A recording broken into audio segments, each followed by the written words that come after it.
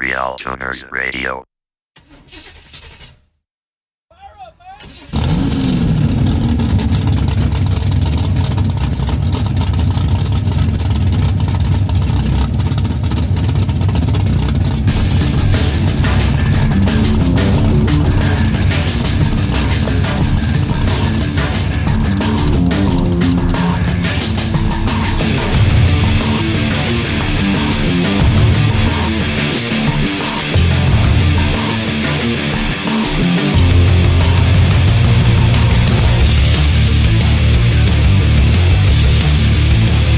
Good evening, everyone, and welcome to RealTuners Radio, episode 29. Thanks for tuning in. Tonight's guest from 3V Performance in Denver, North Carolina, Tom Vigue, and our usual panel of hosts, including but not limited to Chris Delgado from ProSpeed, John Bewley from Little John's Motorsport Solutions, Chad Spire from Spire Racing Heads, Tom Sewell from Fuel Injector Development, James Short from Shore Tuning, Mark Dahlquist from Throttles Performance, Bill Fowler from Bear Brakes, Doug and Andy Cook from Motion Raceworks, Scott Evans with Evans Tuning, and the guy we aren't sure how he got in here, Ry Klemp from Bull City Speed. Are you interested in taking a live in-person class with RealTuners? We actually give live 2-day courses in dyno shops across the country. Our first class of 2018 will be in Houston, Texas on January 20th and 21st. For more info or to make a reservation, go to realtuners.com or message us at RealTuners LLC on Facebook. Learn how to tune your own standalone EFI system like Holley, Big Stuff 3, Megasquirt, and Microsquirt on the chassis dyno. Includes topics such as traction control, individual cylinder tuning on a budget, and power adders, all designed to help you get your project running successfully in a class taught by people who actually do this sort of thing for a living. Good evening. How's everybody doing tonight? Here we are again, another Wednesday. Right on the money, 8 o'clock, January 3rd, 2018. No longer any holiday excuses for being lazy. Everybody's back to work, including ourselves. Most of us are self-employed guys. We were working the whole time anyway. We didn't get no breaks. So, anyway. Dude, tonight is going to be awesome. Here in a little bit, we're going to bring on a guy I've worked with recently on a project. His name is Tom Vigue with 3V Performance. You may have followed him a little bit online. He does not talk too much about the amazing stuff that he's done. But having worked with him now on a project, I have gotten to realize and some of the stuff and the experience he has, and that everything from the Cup car level to NHRA Pro stock. He's a really keen on the valvetrain stuff. He owns a Spintron and provides Spintron services.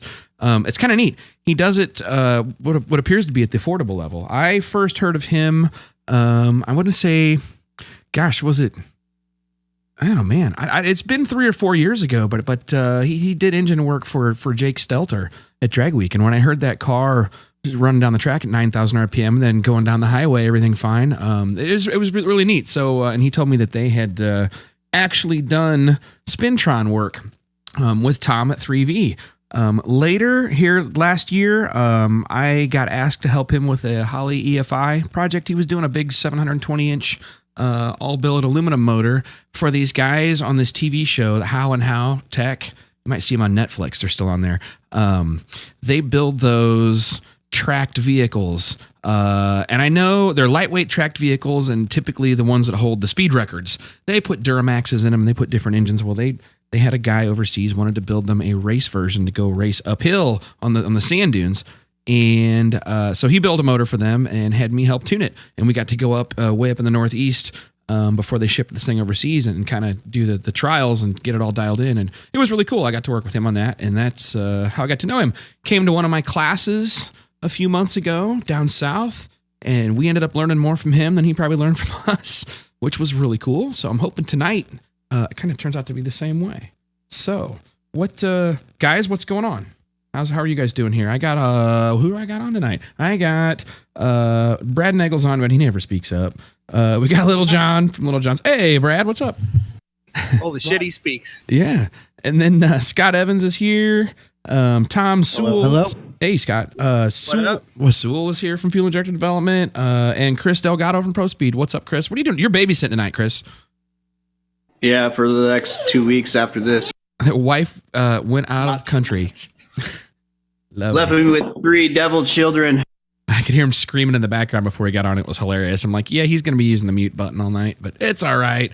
My dog barks in the background. Kids can make noise. It's cool. We're not that picky. All right, cool. So what's new with all you guys before I bring Tom on here? I got the making some more progress on the C7 project I've been working on. I got the DI control all working on the Motec M1. I've got the throttle body control taken over, which is actually seems simple, but the C7's got a unique drive-by-wire throttle body. It doesn't actually use throttle position sensors. Right. It outputs serial a version comms, of CAN bus or serial comms or something weird, right? It's actually called Cent. It's basically like a GM version of one-way CAN communication, sort of. Right. So that was kind of cool. Got all that working today and making progress. Going to be hopefully going on the dyno soon. It'd be nice. Awesome. I hate scary drive-by-wire stuff without cables. I've just had bad luck with that stuff. Not bad, just 4 or 5 bad experiences out of like 50. But it's fine. It's solid. If it's done right, it's solid. The problem is I arrive when it's on less quality implementations and I'm there to have to fix something. And it always scares the hell out of me when something goes wrong because there's bad power, bad grounds, or it's just something stupid and the thing sticks open or starts freaking out. I hate that.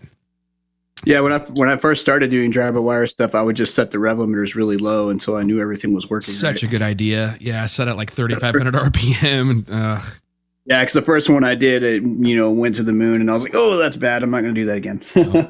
Right. Lovely. Okay, so Sewell, what's new with you, man? I know you're busy. I got to order a set of injectors from you, like in the morning. Yeah, we've been real busy. January is really slow because everybody's waiting on tax time to buy stuff next month. We're just freezing our balls off here in Ohio. It's been like 0 for the past week. Oh, yeah. Tell me about it. So what is it? It was minus 23 at the airport thermometer here near me in outside of Omaha, which is the coldest I'd seen it. I'd seen minus 14 on that thermometer like 3 times in the 21 years I've lived here, 22 years now, and just blasted through that low record. Minus 23? Yeah, 23. So anyway, it was just kind of interesting. I had a weird call. I had somebody actually call me yesterday looking for a set of odd injectors that we don't sell. But they had a car come in.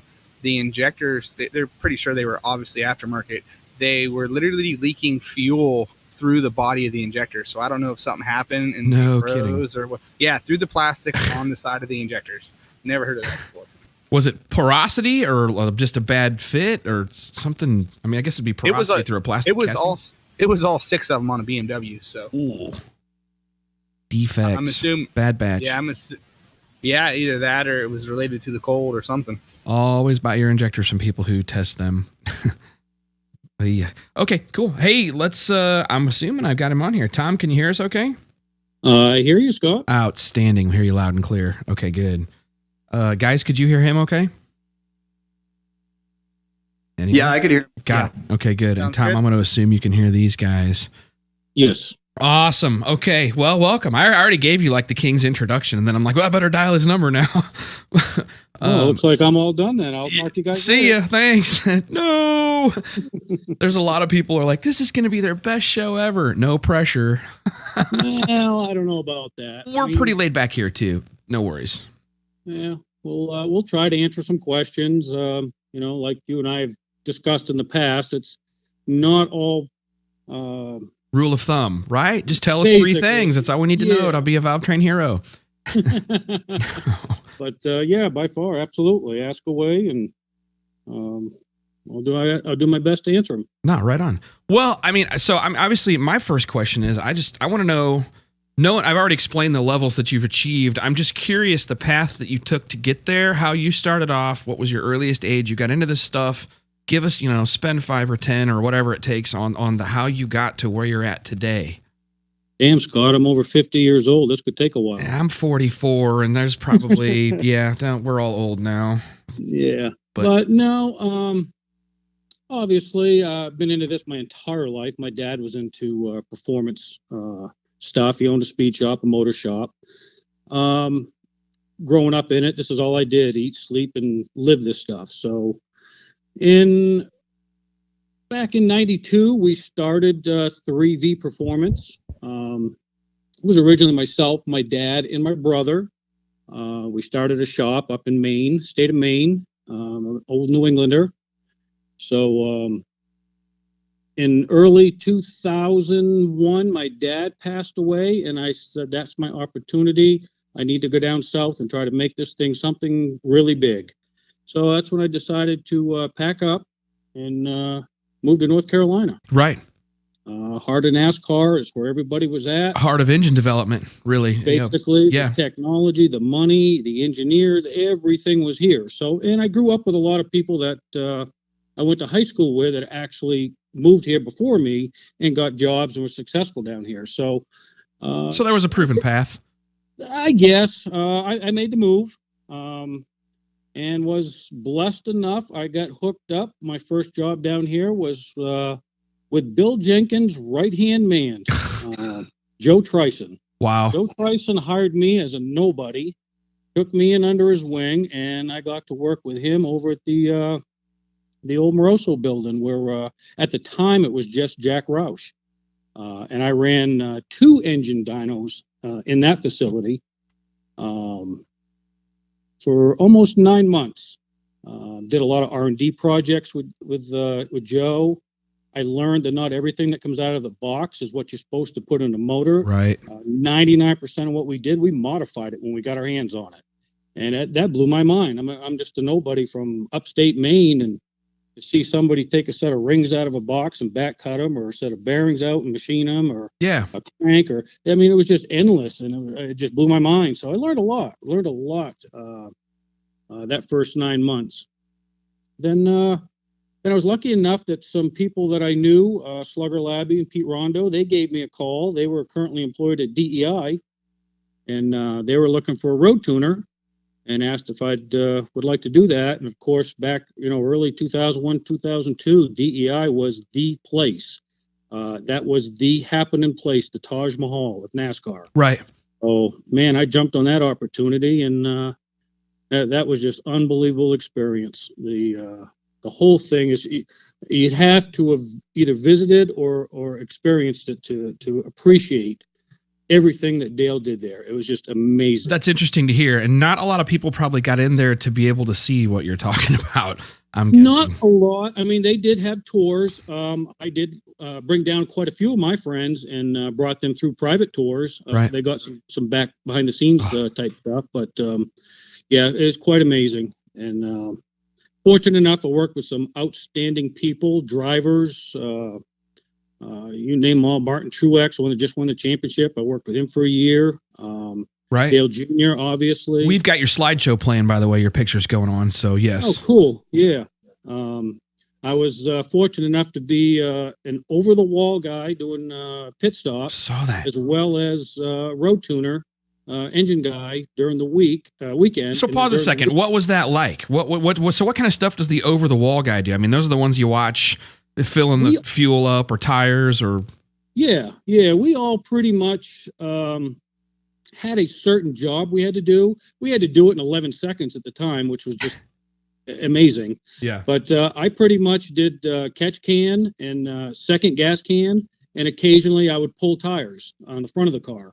So we kind of moved around a little bit, but you jump over the wall, you stick the damn catch can in the back of the car, you grab the big 80-pound fuel can, you hold that upside down while it's dumping fuel in the car, you rip that out of the hole so you can plug the second can in, you run to the wall, you drop off your catch can in the first can, run to the front of the car, pull the front tire off, you do all this in 10 seconds. Wow.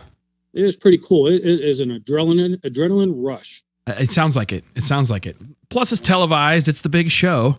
I mean, it doesn't get too much, especially in that era. That was before things were really falling off. I mean, it's exactly. Yeah. So, and then obviously I get to come home, and then I got to work in the motor shop all week. And, right. I mean, good Lord. It's your passion. Time, we had 150 to 175 engines on the floor completed at any time. It was just unbelievable to see it. Anything you wanted at your fingertip.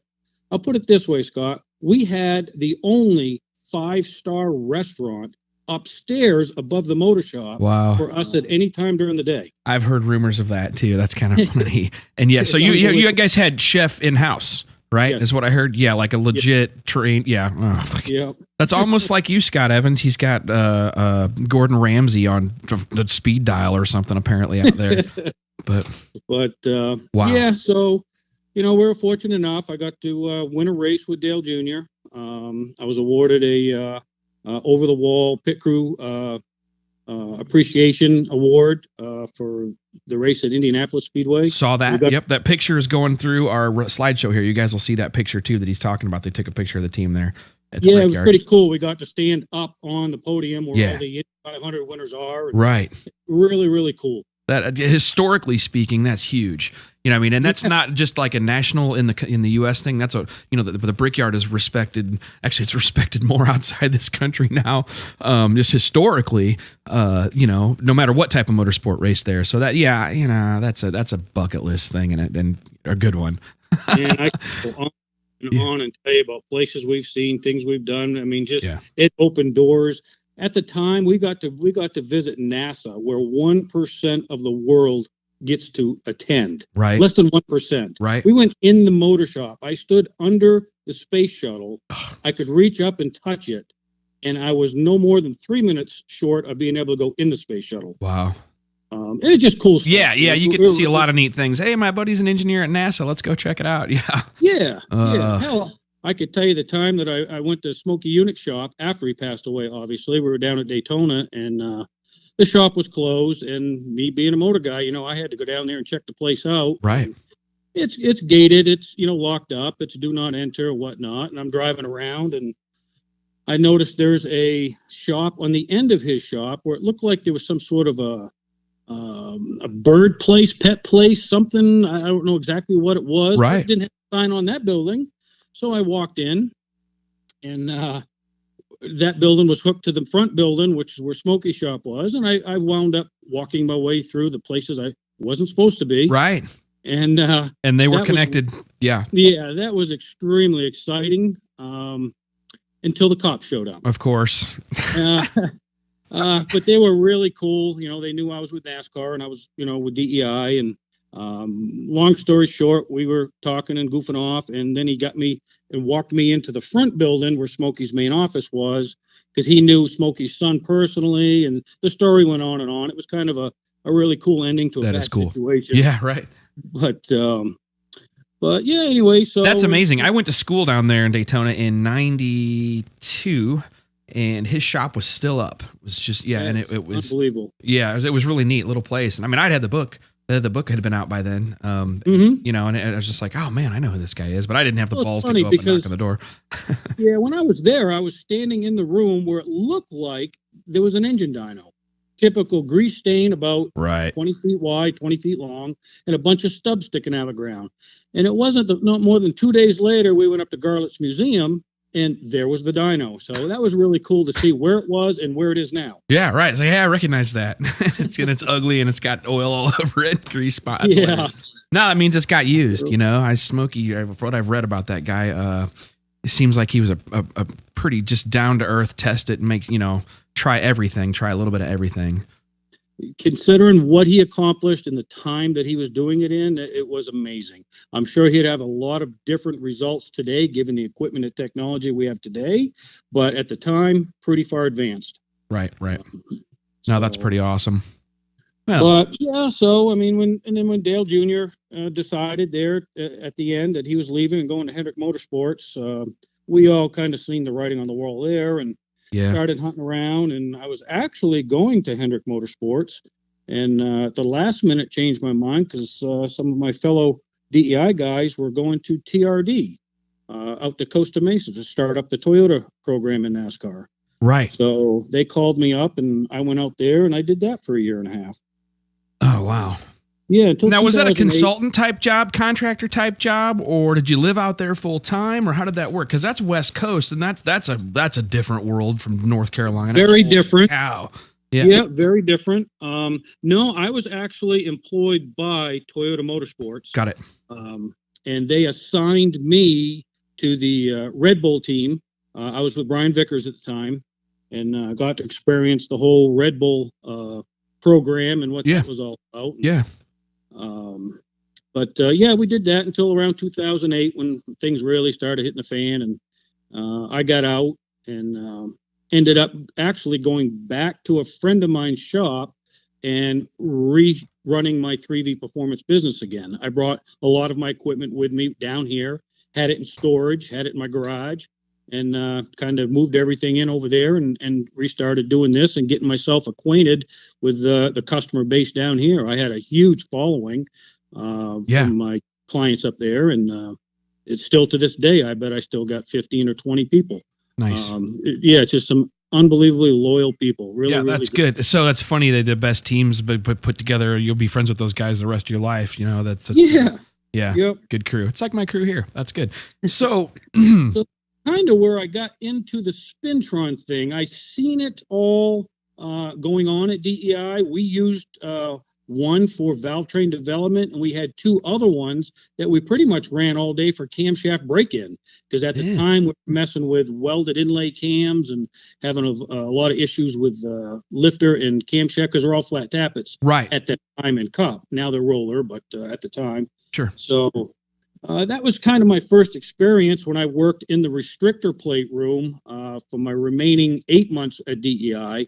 I was one of three guys that worked in a building inside the engine shop building, where all we did was restrictor plate stuff all year long. 4 races, 2 tracks. Right. Eric Yost was on a couple weeks ago explaining the restrictor plate stuff. That was pretty interesting stuff. It is very cool. Very cool. Yeah. Yeah. That's how I met Eric. Man. Right. Okay, good. I wondered. Now, I was going to say that presents a whole different series of challenges. It's that obviously that's what interests me in the NA world. I mean, I just love that thinking and thought process involved in all this stuff. Yeah.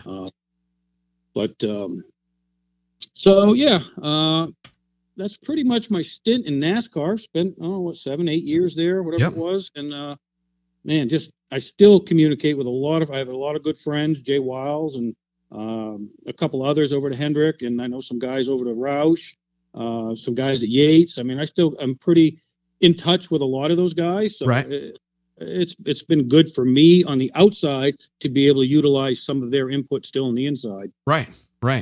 Now, did a lot of that knowledge, was it more the procedures and processes you learned to figure things out as quickly as possible, or was there actual carryover from NASCAR to, say, the NHRA Pro Stock valve train? Or is there anything that carries over at all? Yes, to a point. I mean, obviously, you guys could look back and see, Greg and Jason have been extremely successful. Especially after they converted the EFI. They came out of the gate just kicking everybody's ass. It's hilarious. They dominated forever in Pro Stock, because Jason took what he learned in the valvetrain department to Greg's program, and those guys were turning well above everybody else in RPM. Yes. And that's been their key since day one. They're still, up until 2 years ago, and to limit the RPM came out with that ridiculous rule. But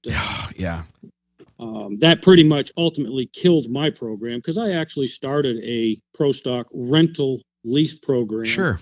Which a lot of them work that way. A lot of teams, a lot of the lower budget teams are actually leasing an engine program. So that makes sense. That makes sense to be that provider. But okay, so you started doing that, and then your specialty being able to get these things to spin higher RPMs more reliably. Well, when you're limited by cubic inches, obviously that's what you do to make more power. But they come out with the RPM limits. Why?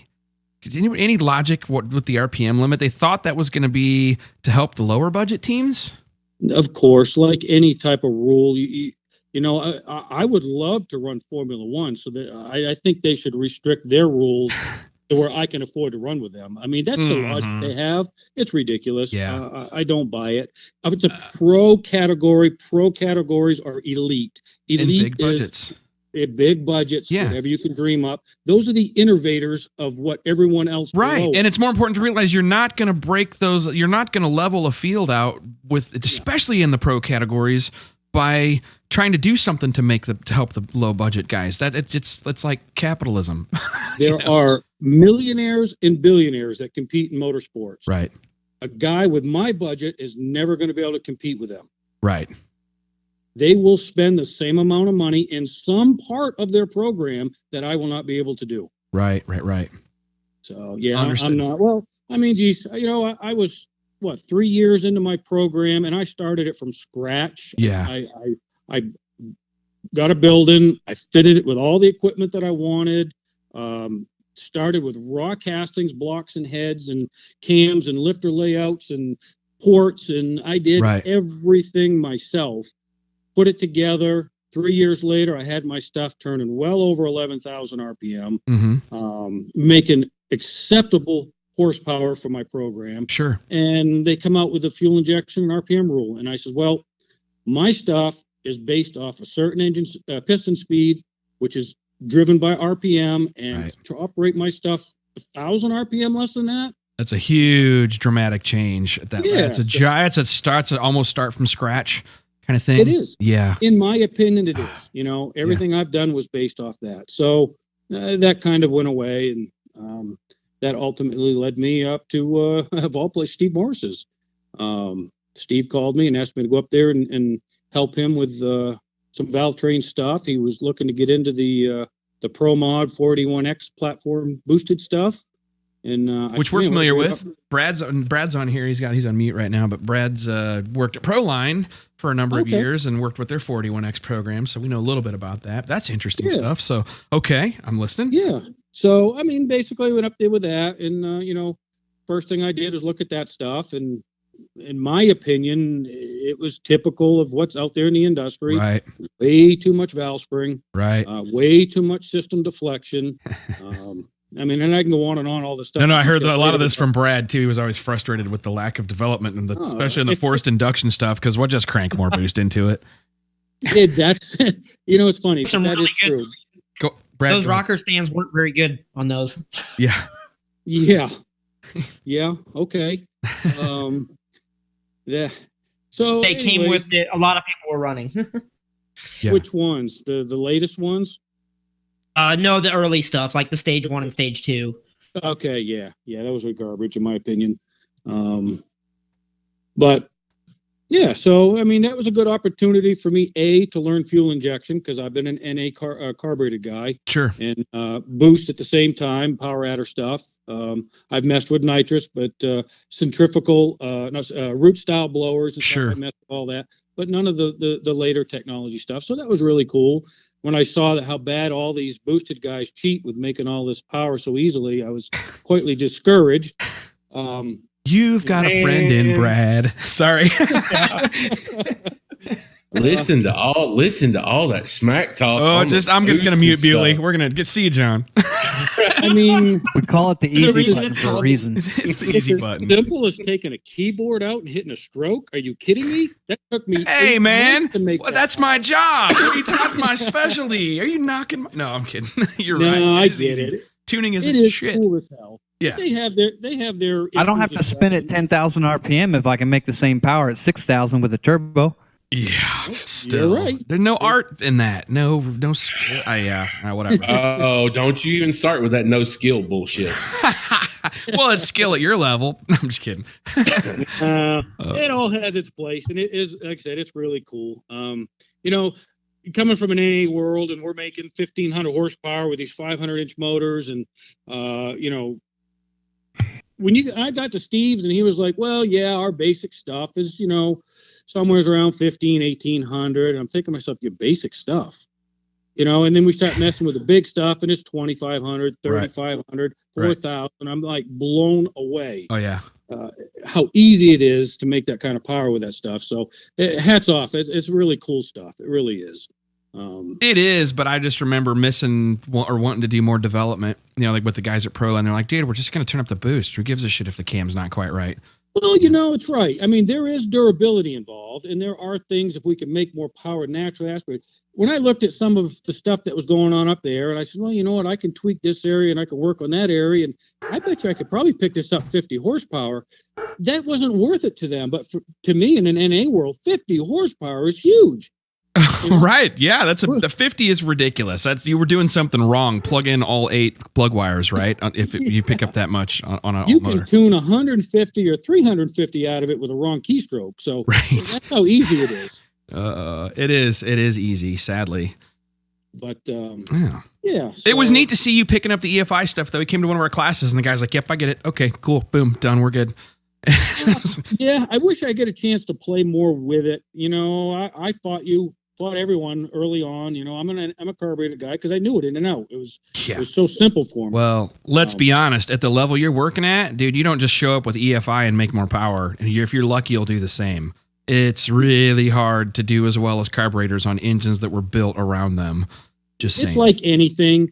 if people would relate EFI in terminology and language the same as all of us Yep. antique people talk carburetors, Yeah. it would be so much simpler to adapt the two. I've learned this by teaching people that all the guys that show up in my class totally get carburetors and know what an accelerator pump is. I'm like, why didn't we just call this the accelerator pump? Exactly. Or, a main well or Right. booster leg, or there's terminology and things that we're familiar with in a carburetor world that if they just talked that same language in fuel injection, man, it would be no problem. Get me on board. Right. But you certainly helped me in that department, Scott. I will say that. Oh, thanks. Yeah, it's the same. It's the same for me. Him being able to relate it to the operation of a carburetor was the reason why I was able to figure out which menu did what, where, and when. Yeah, that's how I've just learned to do it with guys like you guys. I've trained enough people now, 500-600 people over the years, and to the point where I'm like, all right, I know how these guys are going to relate because I know that both of you guys have tuned old carburetors for a long time. Bewley's done blow-throughs for a long time. It's like, all right, we're going to work on the accelerator pump here. We're going to make it tip in nice, or that kind of stuff. But no, I'm glad. I learned carburetors after I learned EFI, and somebody actually told me EFI terms to learn the carburetor. You might be better off that way, starting off sometimes. It might not be, It's funny you say blow through because Steve asked me one time up there on the chassis down there to work on a car. And he said, "Hey, it's got a carburetor on it. Can you do it?" I said, "Hell yeah, I can. No problem." Well, no, blow through carburetors work exactly opposite as an NA carburetor. So, man, that was a learning curve. But it's now that's interesting. So you did a blow through deal, and what was different about the blow through carb? I don't because mind. everything is boost referenced. Sure. Power valve channels and all that. Because it's all about differential pressures inside a carburetor. Yeah. Mm-hmm. Okay. As you would attack an area of a carburetor to make a change, you had to think on the other side of the pressure differential. Right. Because it's boosted. It just things worked opposite direction is what I found. Dashpot, Tony Gagnon's listening. Sorry, carry on. We got some EFI hardcore guys on here, but carry on. Good to hear, Tony. Okay, that's interesting stuff. But I hear you. It's more interesting for me to watch how you master the process of learning as opposed to what you've learned. You know what I mean? I'm like, all right, you can set this guy down in front of EFI for his first time and explain it, and he totally gets it. It's like, oh wow, he learns quick. Must have, and then you think over the years, this guy had to learn all kinds of new stuff.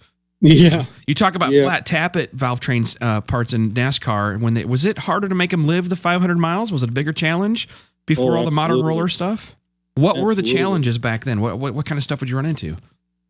Just lifter failure. I mean, literally, we were welding cams and trying to. We pushed the crowns and the acceleration and the whole aggressiveness because we got so many rules in NASCAR. We work within a box that's literally 4 inches by 4 inches. And now today I understand it's like 1 inch by 1 inch. Oh, I mean, they just keep squeezing this box down. Yeah. So when you're limited in compression, you're limited in cubic inch, you're limited in camshaft, you start fighting this monstrosity rocker ratios, some 2:1, 2:4 ratio stuff we're messing with, ultra light valve springs. For us at the time was 160. The last time I visited one of the other premier shops, a good friend of mine was leaning on the rocker arm, pushing it open and close on a motor that was getting ready to go to Homestead. And he says, yeah, these are down around 70. And keep in mind, these things are 9,800 RPM motors at the time. Right. So it was just it's huge. We just pushed stuff so far to the limit that if we weren't wrecking stuff, we weren't pushing it far enough. spending a lot of time on a dyno, on an engine Every dyno? day there was literally, we had 3 dynos at DEI. One was strictly hardcore R&D. Okay. It had more wires coming out of it. Sure. And it was just amazing. We had one for restrictor plate and then one for open motors. And Whose dynos? Do you mind me asking what brand of dyno that you guys would use for those, and whose acquisition? It was our in-house data acquisition that we had an engineer develop for us. God, you guys hearing this?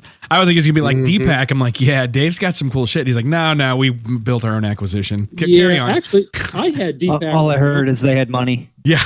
No, me and Brad want to do our own acquisition, but anyway, carry on. Yeah. So, and we had Heenan Fruits. Mm-hmm. Was the water brakes.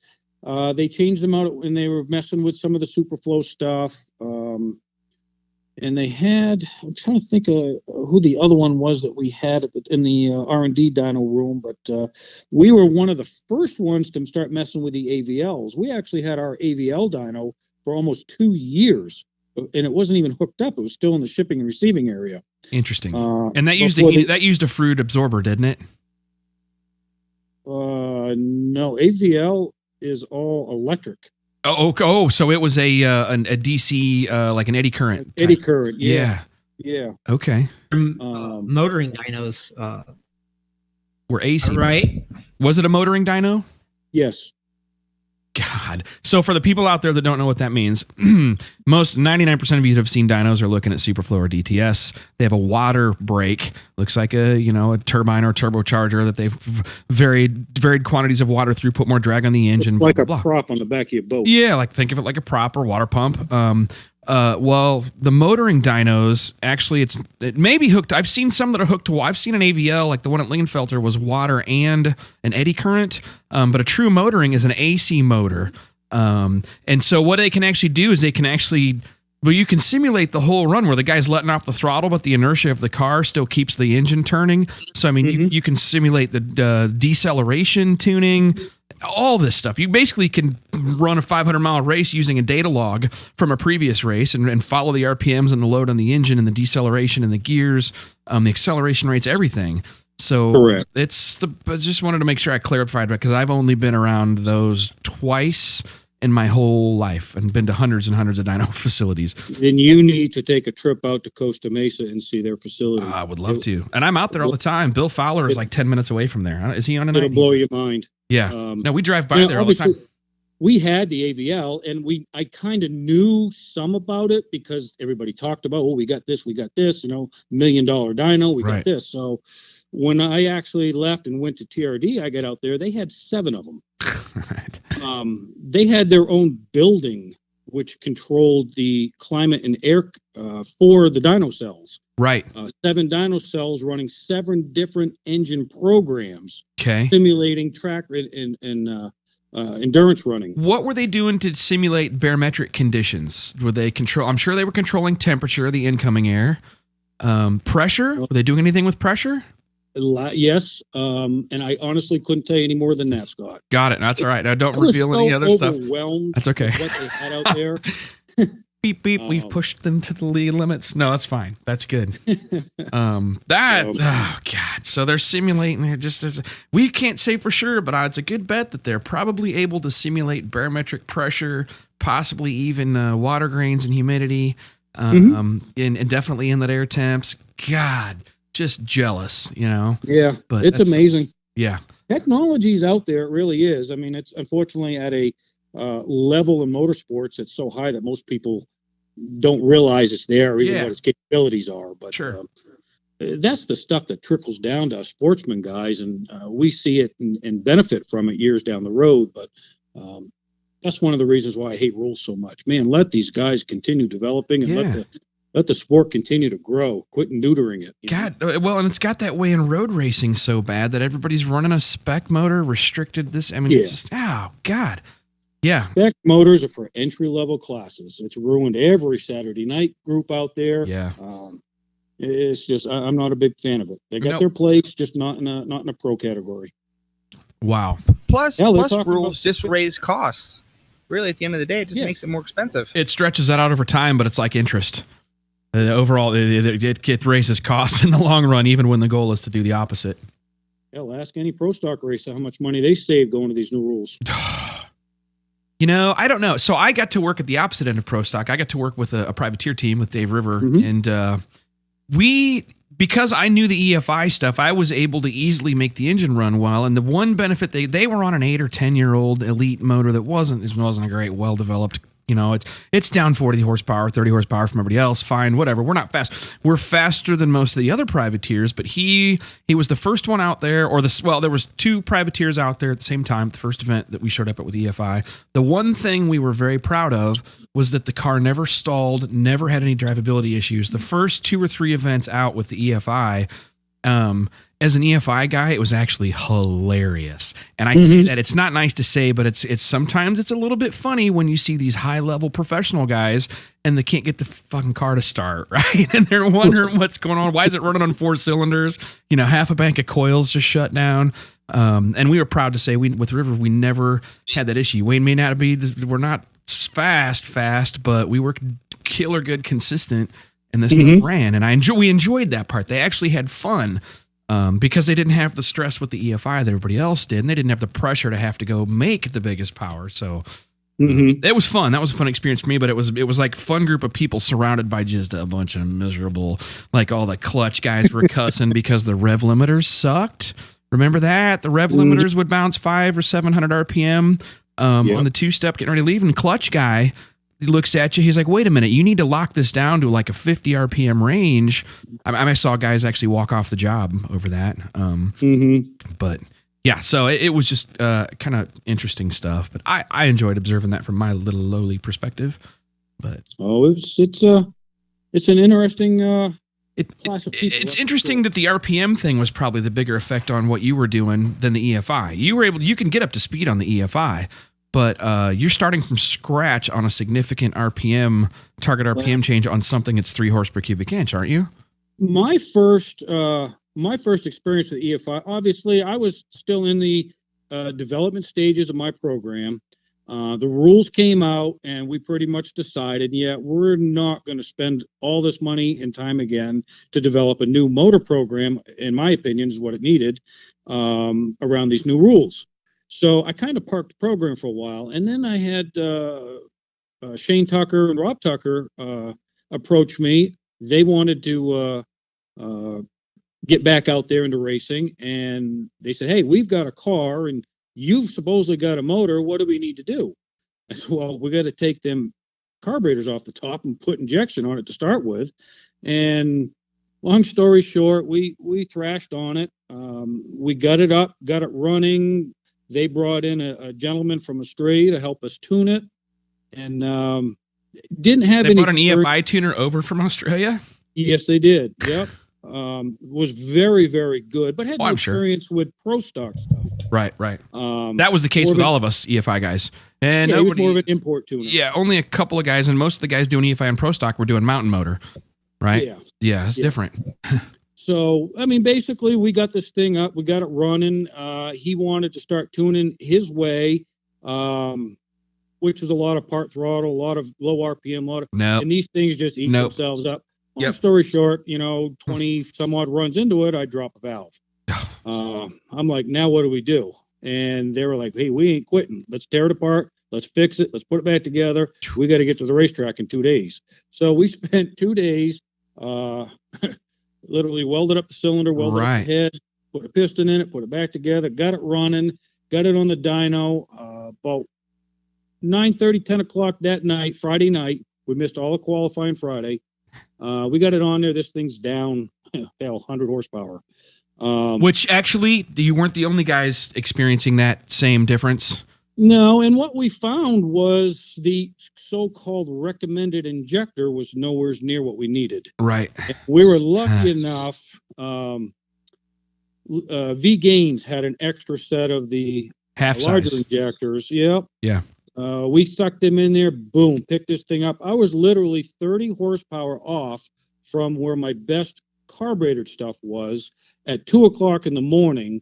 When we finally got it off the dyno, put it in the stand, took it to the track, put it in the car. Wow.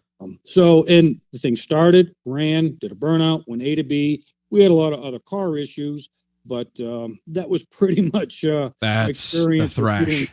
Yeah. Yeah. So. Wow. But hell, valvetrain held together. That was my part. So. No, that's great, man. And that's what you worry about, is you worry about your part. I try to tell, we've talked about that before.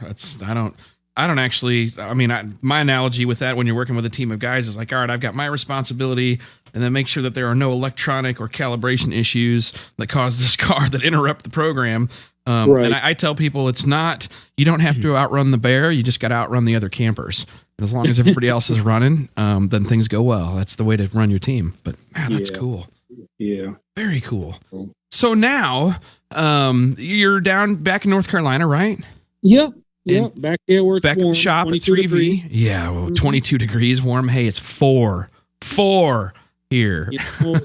But the difference, Scott, is we're not designed down here for this. We've got 4 inches of insulation in our house. Yeah, right. Oh, yeah. And you probably don't have the heater. Yeah, no, my heater has maintained an 85-degree differential just to stay 70 degrees in the house for the last 3 weeks here. Yeah. So, yeah. But yes, no, I'm back here in North Carolina. Good. Set up my Spintron again. I don't know what your problem is. It's 60 degrees here in Vegas. I don't know why you guys can't keep it warm over there. Yeah. It missed you guys, man. It's blasting the East Coast now, though.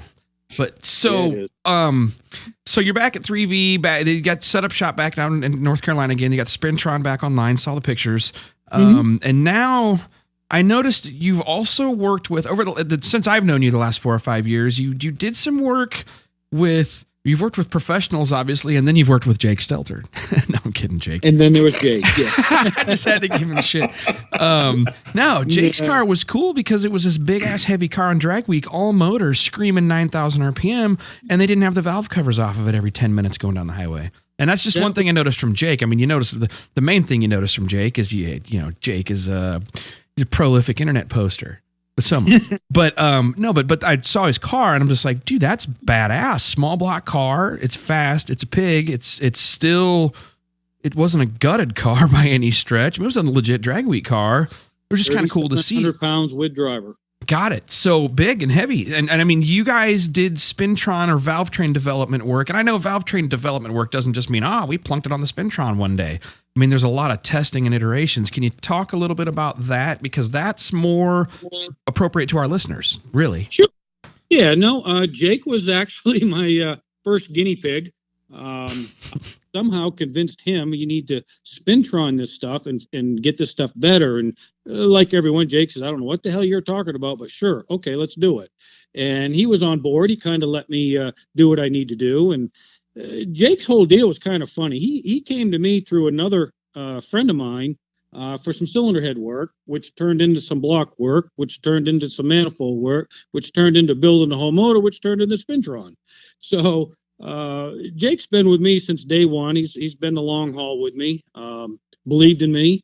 Yep. And let me do it. And yeah, we turned 9,000 RPM. If you ask Jake, he'll tell you now because his motor's long gone sold, but he's been higher than that. Yeah. But 9,000 RPM. Did you guys pick a cam load profile that stopped making power at that point, or were you still getting rewarded with more power with more RPM? No, the valvetrain would go there. We didn't have the induction. Got it.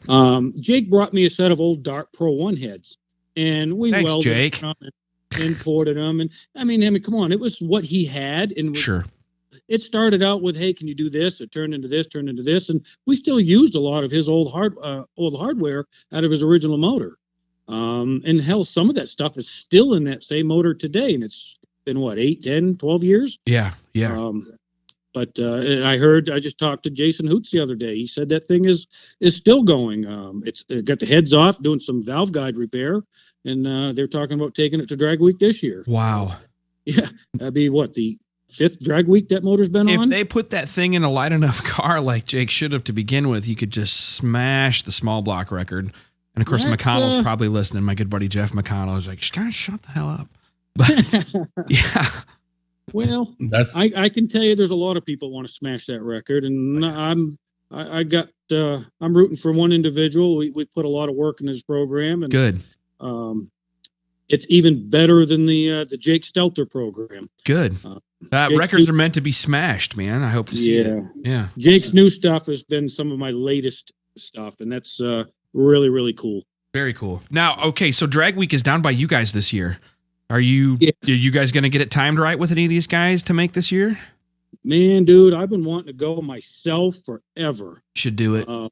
I've got my own car. Like every engine builder, I've got a car with no engine in it. So the cobbler's shoes, man. Yeah, if I get around to it, I'd love to drive a freaking Toyota and a Honda, so I'm with you. Yeah.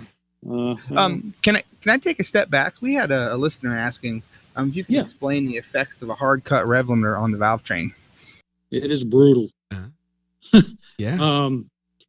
Anytime you start and stop pulses like that, it sends a harmonic through there. It resonates through the valve spring and rips that stuff apart. It's bad. I can tell you back in the day, Crane, back when I was at DEI, our restrictor plate stuff, we would actually run a Crane rev limiter for that reason, because it was a hard limit. And we were able to get closer to max RPM before it started pulling timing out. Whereas a MSD soft touch, we discovered, would start pulling timing 600 or 400 RPMs before the rev limit chip. It was easier on valvetrain, but it cost us power. So, that's interesting. Yep.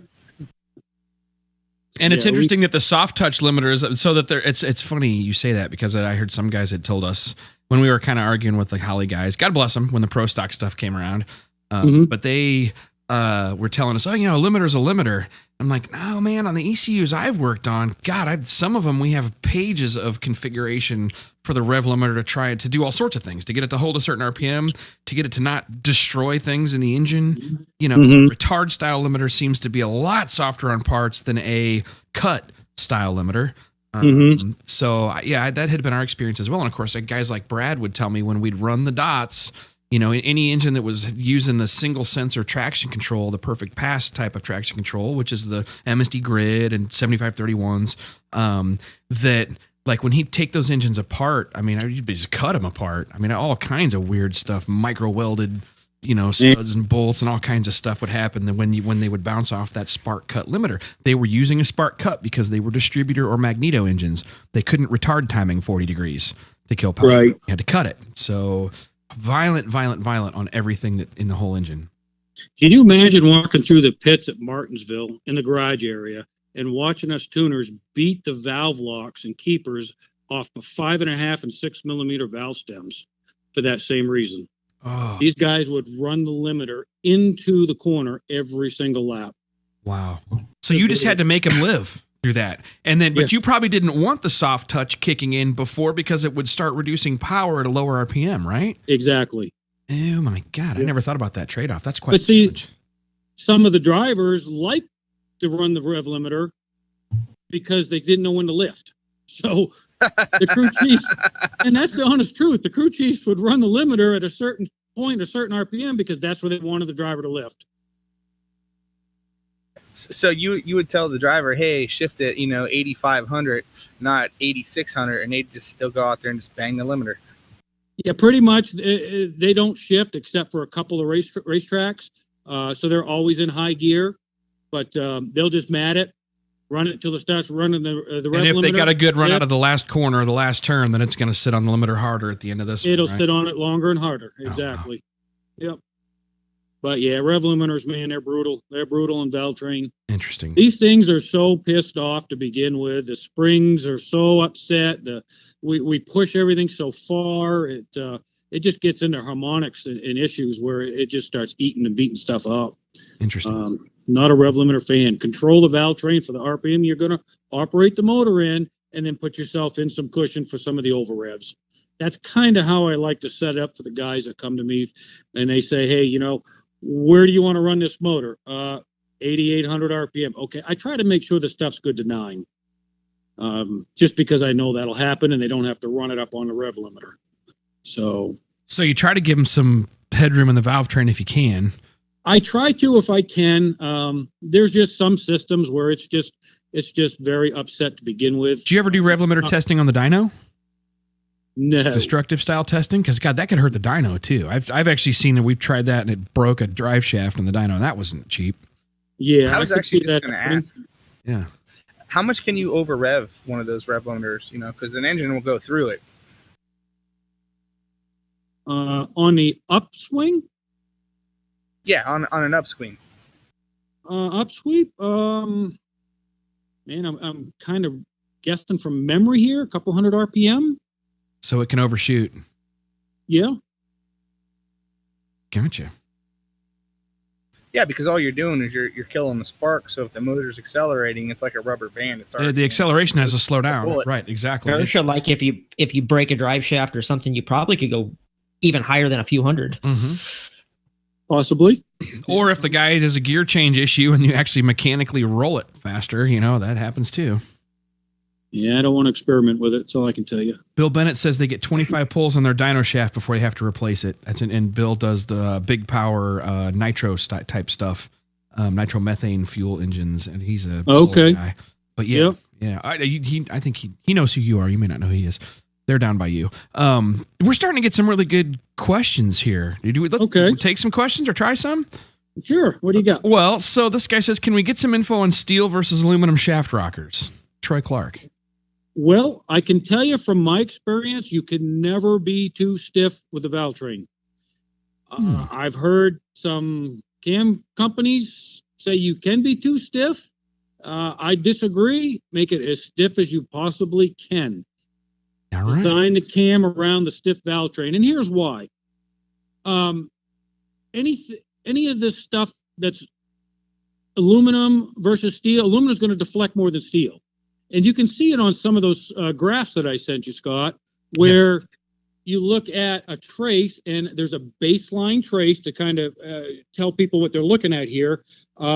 If you have one of the graphs up on the screen. I do. I do right now. The black trace is a baseline trace. Basically, with the laser mounted up inside the engine block pointing at the head of the valve, it measures the valve movement from the seat to max lift and then back down to the seat again. And it does that, basically shows you like a cam lobe. That's the actual valve movement. It's done at an RPM, at a low RPM, and it's called a baseline trace. We can do it at 1,000 RPM, 2,000, or 3,000. So that's the actual mimicking valve motion at the valve.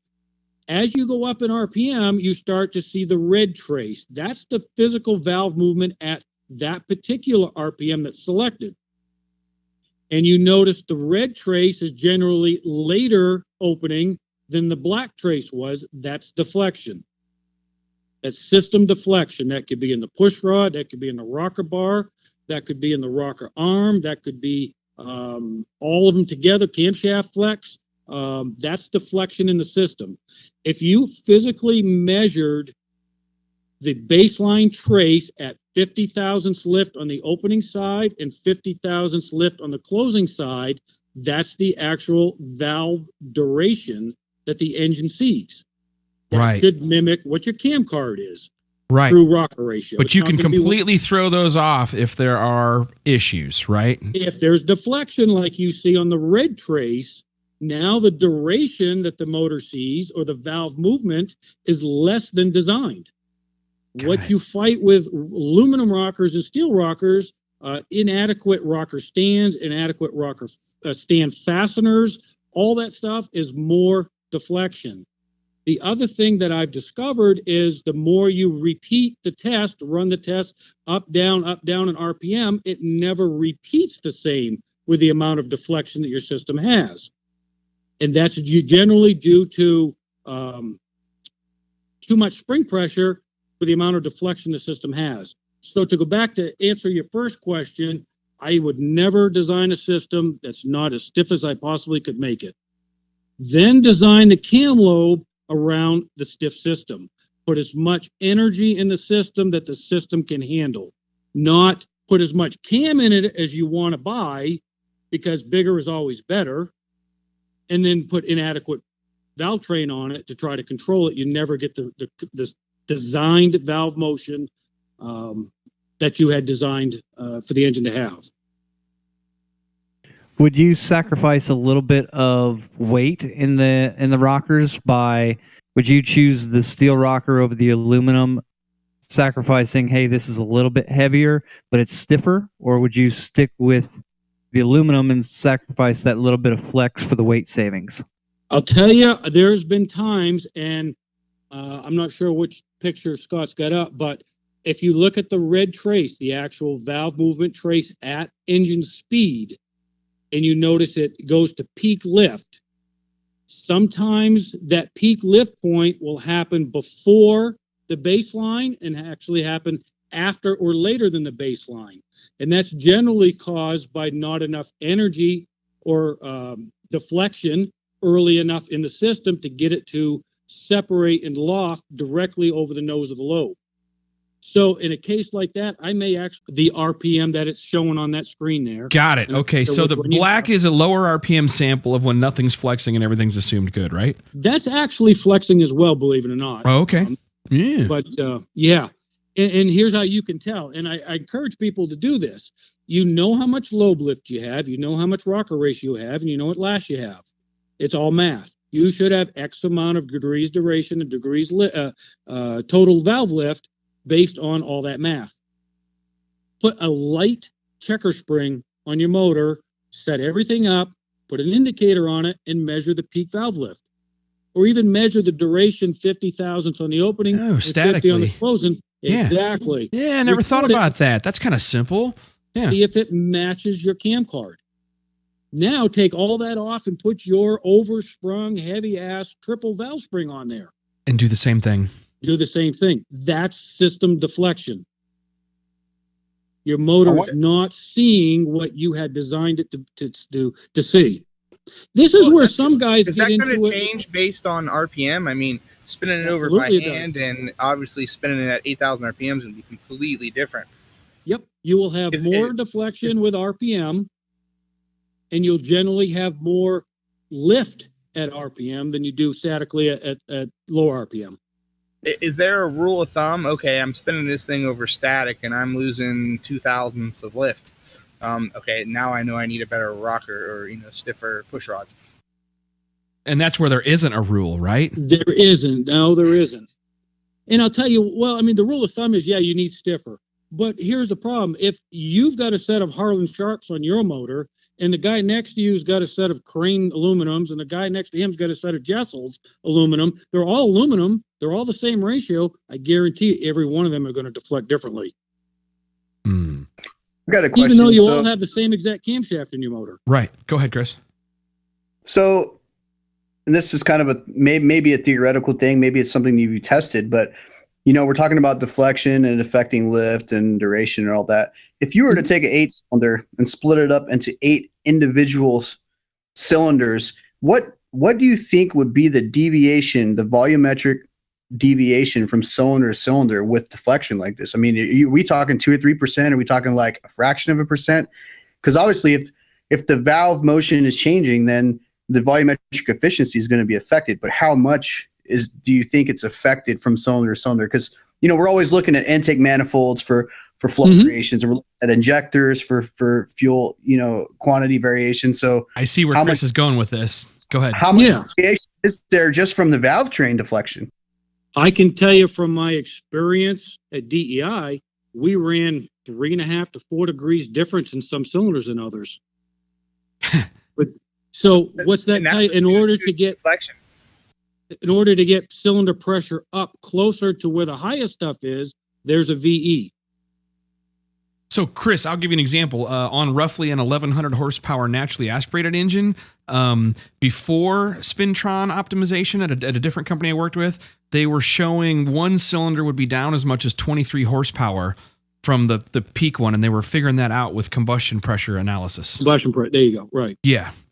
Mm-hmm. And they had isolated that to be a valve train deflection issue. Correct. Not valve timing. Ultimate resulted in valve timing and lift because of deflection or insert issue here.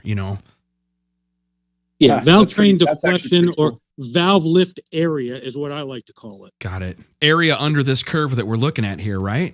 Correct. Yeah. Yes. I think that's probably one of those things that basically 1% of all EFI tuners have probably ever Even considered. think about, yeah, and you're trying to do 1% with your injectors, get everything right, and then you wonder why the airflow is 25% off when you step up and start doing O2 per cylinder, which most of us have done now, and then you think about this variable, and then it just makes me feel stupid because I spend my time not even realizing that, hey, what's on my cam card is absolutely not what's happening in real life here. And I think I've got this. When I find a combo that works, I'm like, yeah, this is the cam that works. Well, it didn't work for the other guy because he changed from Harlan Sharp to whatever.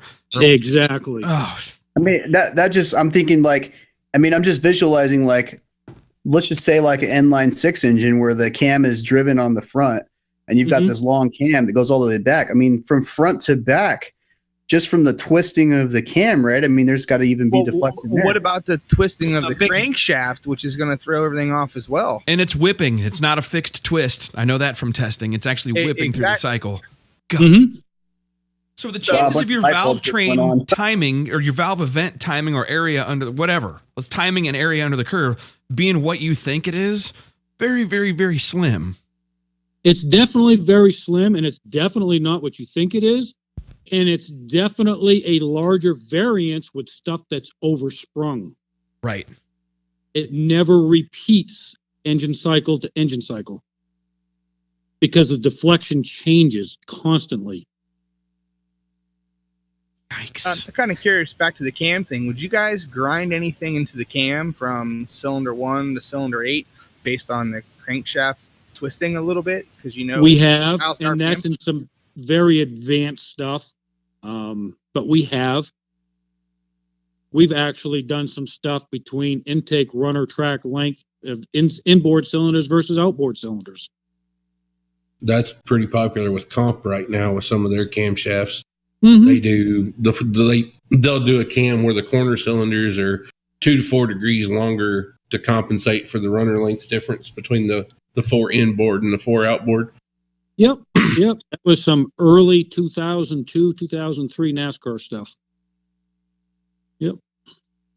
Where do you find on your pro stock stuff, for instance, the trade-off between rocker ratio and system deflection? Trade-off between... Obviously, if you put more ratio, you'll have your rockers longer, so it's not as stiff. I'm not sure how to answer that.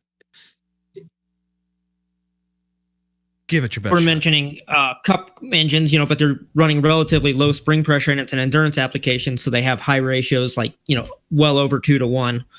We ran 2 to 1, 2 to 4 type ratio stuff because we're limited in lifter area. We could only accelerate so hard before it went off the end of the lifter. So we had to put more ratio in the rocker to get the valve to move quicker. Whereas a roller, you don't have that issue. So we typically run more lobe lift and less rocker ratio. We've run on my own stuff. I'm not sure I understood your question, but we ran typically 1.95 to 2:1 ratio on my pro stock stuff. And the deflection on that was all steel rocker stuff, with the exception of the intake, which we did try some aluminum stuff. Aluminum stuff actually worked better for us. We needed more energy in the lift cycle earlier. So you're almost using that rocker as like a springboard. In some applications, yes. Very cool. So we're talking about the rockers and all this deflection, and you mentioned the valve spring portion of it being oversprung. Can you talk a little bit about how to figure out if you're oversprung, how to figure out what the right amount of spring pressure should be for your application?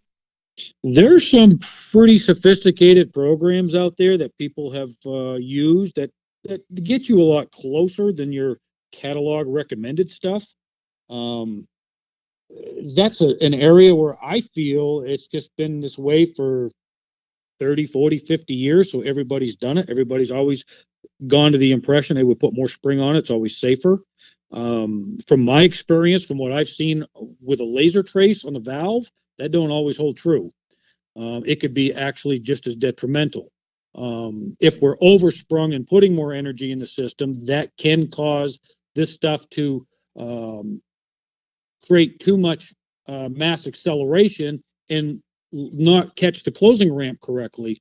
Too much seat pressure can cause a lot of valve stem and head tuliping, we call it. When the valve actually closes on the seat, it'll actually try to pull the stem up through the head of the valve, and then the valve will buckle back down and release energy that way. We can so look it almost at bounces, kind of. It will bounce. Yes, it will.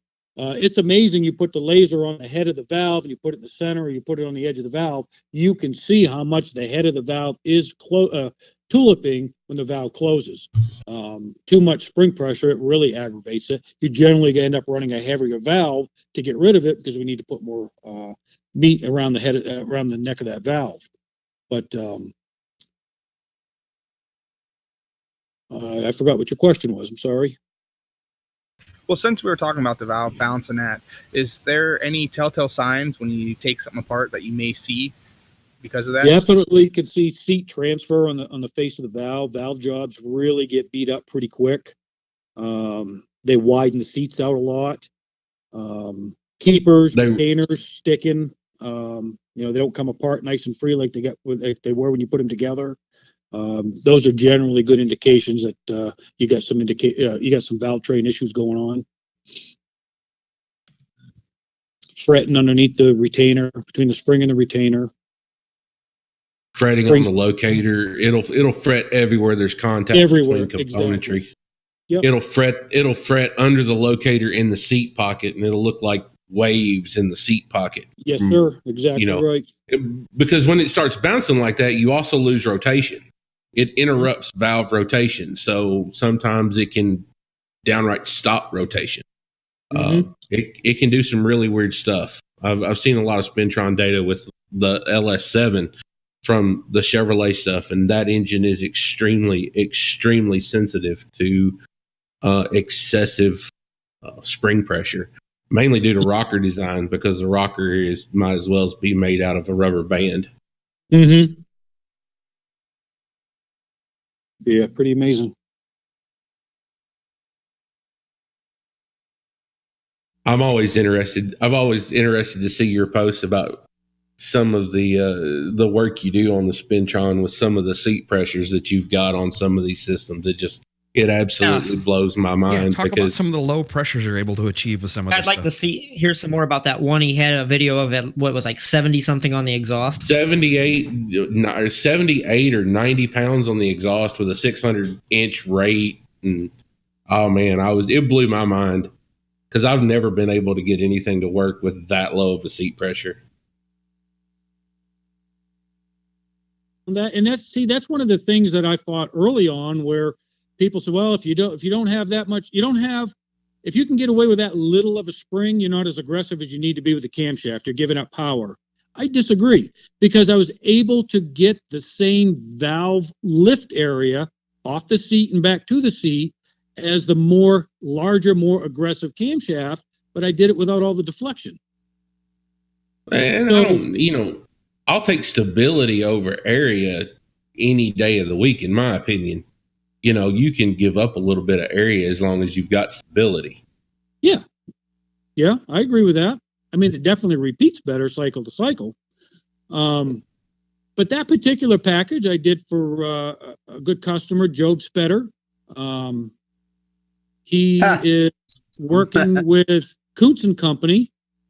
Kelly out there did him a motor, and I did the valve train, designed the camshaft, designed the whole system, spun it, come up with a package, sent it back over there. Is that the one for his Mustang motor recently? Yes. Oh yeah, I just saw some pictures of it recently. Yeah.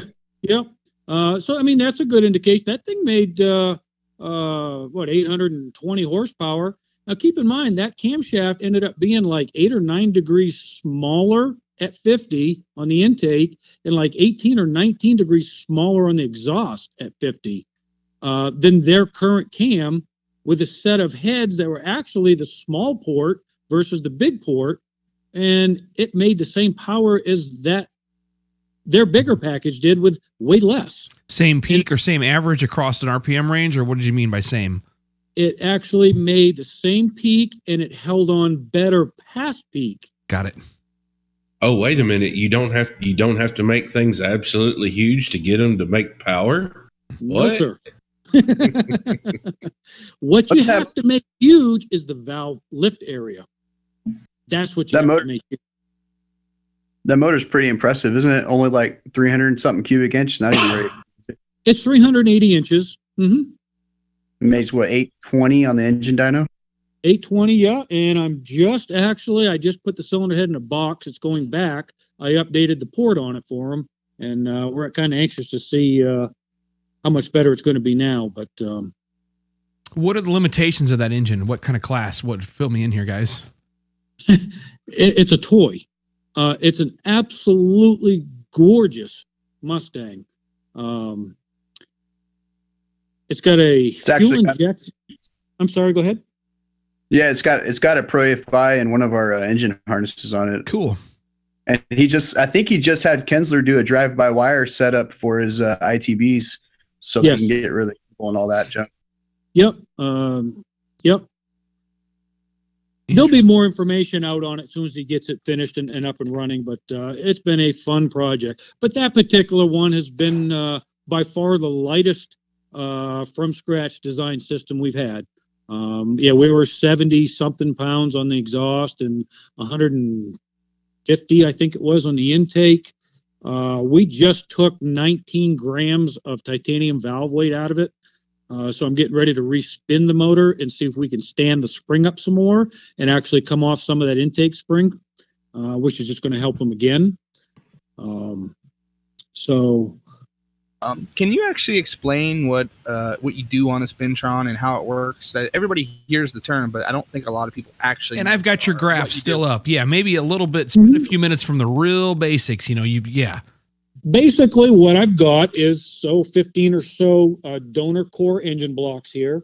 They've got large holes in the side of the block. We bore a hole where the water jacket is, so we can mount our laser up inside there and point it at the head of the valve. We mounted on this machine that's got a large, ours has got a 75 horse electric motor that actually spins a shaft that sits in the main saddle and drives the timing chain or belt drive, which rotates the camshaft. So it's an engine block with a shaft in it, drives the valve train, actuates the valves, and we monitor the valve movement with a laser from the bottom side. And so basically what I'll do is I'll take the whole setup, bolt it together, put the customer's camshaft, customer's cylinder head, push rods, lifters, rockers, his current setup. I always like to baseline it off what they've currently got. Put it on the machine and then actually spin the engine, get a baseline trace, run it up to where he's been operating the motor, basically take pictures of the valve movement through all that RPM sweep, monitor the deflection, look at the lift, look at any valve bounce, stuff like that. And then I'll get with the customer and find out exactly what we would like to do, what his goals are. Do we want to turn more RPM? Is it safe to go there? Do we want to work on some of the deflection issues? Do we want to get more valve area out of it? Do we want to get more peak lift out of it? And that's basically how we start attacking it. Got it. So you guys follow that. They got a laser that reads the actual real-time valve position. Then they'll spin the engine over with it's a dummy crank, but they're just looking at what the valve's doing. They'll check it at a lower RPM, and then they'll bring it up in RPMs and see how that changes. And basically they'll overlay those over each other. It's like, all right, as RPM gets up into the power band, then this is where we start seeing it's showing you the actual valve or the actual valve position versus your desired. I mean, you have a cam card that tells you what's desired that you think is going to happen. So it's comparing the two, and how far off they are from each other, I'm guessing, is where you start figuring out, hey, we got to attack this, because we're not getting the valve timing or the area under the curve that we want. An area under the curve is airflow, area under those red and black lines. And the other thing we'll monitor is where the fuss point is in the system. Everything comes into a harmonic common spot in the RPM curve where the system will have a fuss point. It'll get nasty. If you go above that, if you go above that, if you're operating a system at 8,000 RPM and the fuss point for that particular component and usage selection of parts is at 8,000, you're probably going to hurt stuff. So sometimes we've changed push rod diameters, tapers, things like that. I like the push rod. I think of it as a tuning fork. I can sometimes drive the frequency one way or the other, Right. either up higher than where we're operating it or down lower to where we're zipping through it, but not spending a lot of time there. So are there times where you have less optimized performance from the valvetrain that goes away with increasing RPM because of harmonics? Yes. Wow. Catch that. Okay. So you might have a bad spot halfway up through the RPM band, or maybe you push that bad spot outside of where you spend all of your time then. Yes. Got it. That was a problem we ran into back in the day when we used to go to like Michigan and stuff with the cup cars. They ran a sustained, lot closer minimum and maximum RPM on a big track like that. Man, we have not only us, but a lot of teams had a lot of valvetrain problems. And that was one of the things we found. It just happened to be that's where the harmonic issues were all happening. So by driving the frequencies up or down and moving that, we were able to make the valvetrain last a lot longer in that particular situation. So that's some things that I look for on here is where's the fuss point? Is it above where this guy is operating the system, or is it below it? Or is it right where he's operating it? So Job just told me to tell you he says hi. Oh, Joe needs to get on this call, man. We need to get him on here at this real soon. That is another historical tuning and racing, lots of experience. We need to get Mr. Spetter on here. He is a Yeah, good I'll talk to him about it. See if he's interested. Please do. He So I was probably going won't to be say, interested. I'm but probably like every other listener right now. One, I'm going, at what point do I need to get an engine on a Spintron? And two, what does it cost? boom. Yeah. Well, in my opinion, I think all of them should be done. Everybody's got different parts. They're all bought from their favorite supplier. Nobody knows what they've got. Now's the time to look at it, figure out what you've got, see if A, we can make it much more reliable. B, can we elevate your RPM to where you may be able to make more power? Because hell, we all want to make more power this time of year. That's why our motors are apart. Right. You know, and this is the only way you're going to know exactly what your system is doing is to put it on here and measure it. It may be the best it can be, given the parts you have. It may take some redesigning. So small block Chevy, something that you already have a dummy crank and a block for. I know you really can't say how much it's going to cost because it depends on how much development. Is it smarter for them? So everybody wants it to be as cheap as possible, right, Tom? And that's the other part of his question. Everybody wants to say, "Hey, $3,000." We don't use the word cheap. We use inexpensive. Inexpensive. Fun. Yeah, right. We reserve the word cheap for some of the parts they show up with. But yeah. No. So I guess probably a better question is how what's the typical price range? A better question is what's the best way to come to a guy like you prepared to make it as affordable or to make sure you get the most for your money as possible? Basically, I charge $950 to put this to actually run a full day on the Spintron. As many lash changes you want to make, as many spring changes you want to make, installed height changes, push rod change, anything you want to do for a full day is $950. And you only do you bring one cylinder's worth of parts? That's generally what most customers do because it's least expensive. A more higher end guy, we may develop on one and then go to a full V8 setup to make sure it hasn't changed anything because it can. Right. But in a development stage for sportsman type guys, one cylinder is perfectly fine. I've done that a million times for guys like Chris Urachko, who does some very high end stuff. Jake Stelter's one. We're trying to get Chris on the show, and he's super like shy. Not shy. He's like, no. But I'm like, man, Chris, we need to get you on here. But yes. Yeah, Chris has been a great repeat customer. His stuff is top notch. Sends me good stuff to work with. I'm anxious. I'm doing a system right now for him where I'm actually getting to design the whole system from scratch. It'd be the first one that he didn't supply camshafts for. So I'm anxious to see how well this comes out. Is it better for them to come to you with a goal and then have you just start off picking the parts? I mean, you might be better at picking the parts than they would to start with. If it's a new build, yes, I would prefer to do it that way because I think in the end they'll wind up with a better product for less money. Do they have to? No, by all means, send me your. I've done plenty of stuff for engine shops where they've sent me their systems. I've looked at it, and for instance, all we've had to do is find the right spring for it. and all of a sudden the system was better.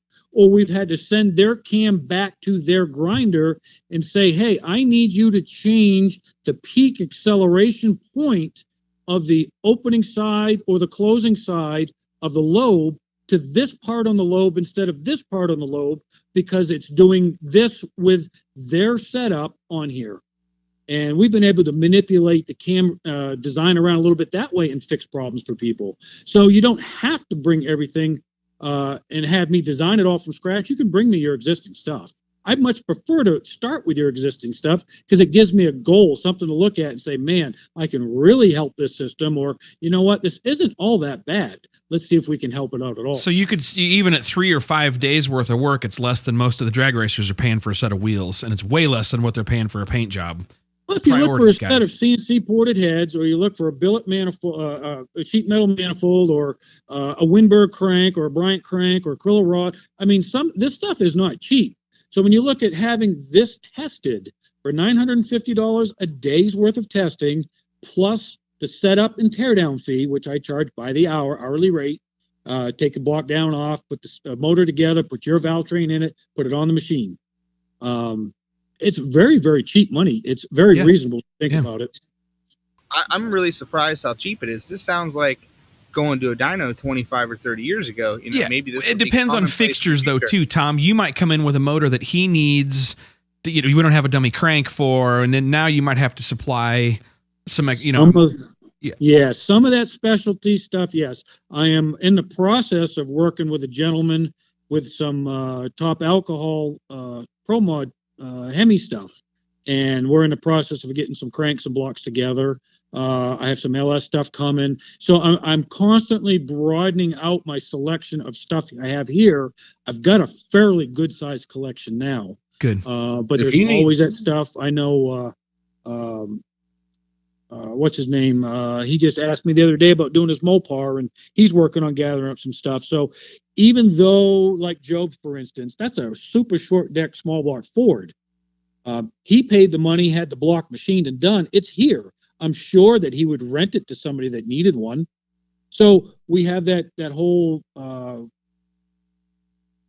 group of people that are already invested in some blocks that are more than happy to recoup some of their investment by letting somebody else rent the product from us. If you ever need any LS stuff, man, feel free to give me a call. I'm sure I can find you anything you might need. That's John Bewley at Little John's. Yeah, these guys, yeah. Perfect. Absolutely. Absolutely. Well, your son's an LS guy now. The third generation of Vigue is an LS guy. I know this, right? He's been talking to us on the side. So here it comes, Dad. Something else to learn. Yeah, I fought it, I'll admit, but I'm a believer. Them MLSs are badass. Yeah. Wow. Do you ever get that turbo motor together you called me about? No. It's still come on. It's still. I have been too busy between moving to Michigan and then moving back from Michigan and then setting up another shop, and it's just been crazy. But I can just imagine. It's here. It's on the floor. It will be done. But our stuff, our own personal stuff's always the last one to get attention anyway. It's the cobbler's shoes. Drag week's coming. I got to get it done. Hey, Job's listening now, so Job's better is listening. That's I'm you know what, I'm floored. We started this podcast 6-7 months ago, and I just can't believe the people that are listening to it. But Mr. Spetter, we would love to get you on here. You don't know me at all, but I used to watch you in the early 2000s at the NMCA stuff that you guys did. Anyway, very cool. But the red notchback. You couldn't ask for a better customer than that gentleman right there. He has been unbelievable, given me anything I've ever asked for, and obviously he's wound up with. Sounds like somebody who breaks a lot of shit. Sorry, no, that's good. Break, fix, repeat. No, that's cool. So I mean, honestly, it can be affordable. The Spintron testing can actually be a lot more affordable than people realize. Really, it's about like dyno development time, engine dyno, which I tell people is a good thing to do, especially for it really is. Yeah. Yeah. I mean, hell, look at what you'll spend for fuel injection on a car today. So I have a question. I've been around some cam quote unquote designer guys. Do you use any special software? I'm guessing you design lobes at some point in time, right? No. You don't do lobe design? Okay. I have connections. Got it. Where I get lobe designs done. Got it. Through my NASCAR relationship. Got it. So do you still worry a little bit about acceleration and jerk, and then the derivatives of that, the snap, crackle, pop, all that? Okay. There are things I like to cam doctor every cam that comes in. It kind of gives me a heads up of what I'm working with. It's interesting to see. I can generally tell you by looking at it who designed the cam, by the actual cam doctor report. But there are things I look for that I like to run if I'm designing the system from scratch. Yes. What I like to run may not be enough. It may be too much. If you brought me in your components and you want me to run it on with all your stuff. So to tell you, I like to run an acceleration anywhere from 00030 to 00040. Wouldn't be fair because you're not running my system. You're not running my push rod size. You're not running my wall thickness. You're not running my spring choice. It's just you're not running my valve weight. It's just so much, Interesting. Okay.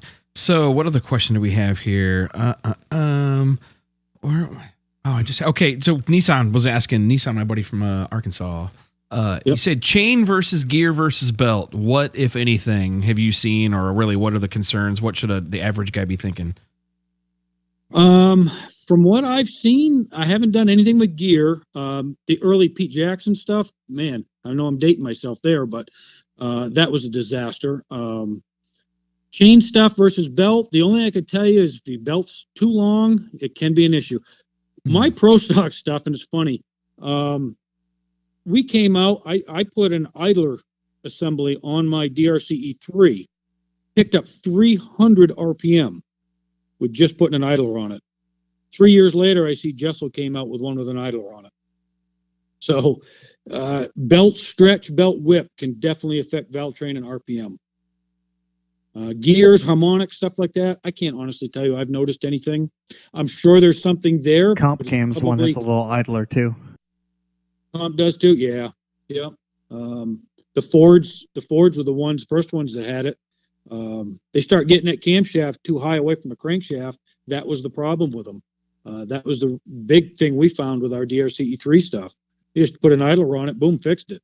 300 RPM instantly, no other parts needed. You wouldn't have discovered that any other way than on Spintron. Interesting. And that's a Jessel belt setup on there. That's a pretty tight belt. Okay. How often do you replace the belt on a setup out like that? Like a once a season type of thing? No. We change the belt on a pro stock motor. We'll change the belt like every weekend. Sometimes. Yeah. Belts are cheap. These things start crashing valves and the stuff. It's not. Rivers was eating parts. Belts sure would have been way more fun to replace than the stuff we were going through. Back when Jessel had the Rhino belt, that was the best belt we ever found. So interesting. Okay. It's kind of interesting, the whole belt thing, because I just ran into a problem on our race car with the belt slop, and I was able to actually log the how far the cam was kind of deflecting back and forth, and it was kind of neat. I played with a couple different ways of freeloading the belt, with the tensioner and shemmed a bunch of stuff. I only got it where it holds about plus minus 2.5 or so degrees of variation throughout the RPM range. But it's kind of interesting how much deflection is in the belt if you don't have all that stuff set up just right. Yeah, something that you can physically measure it that way and see it. I bet you I can notice it on the Spintron. The actual peak valve lift point move back and forth. Mm-hmm. Yeah, you see that moving earlier or later in the cycle, and that's what... Exactly. Yeah. Yep. Oh, cool. Of course, that changes cam acceleration, so what it thinks is 8,000 RPM, maybe 8,200. So let me interrupt just for a second. We'll slow it down a little bit here. This is something Tom taught us at my class, and I'll tell you what, this is something that I've carried with, and I talk about it every class subsequently. Tom, at one point in time, at part of, this is a story he told me, something with your NASCAR or Cup car involvement, you had 7 different teams. You had a concern, so you had 7 different teams bring you their 7 different timing lights. Mm-hmm. Talk about what you saw there.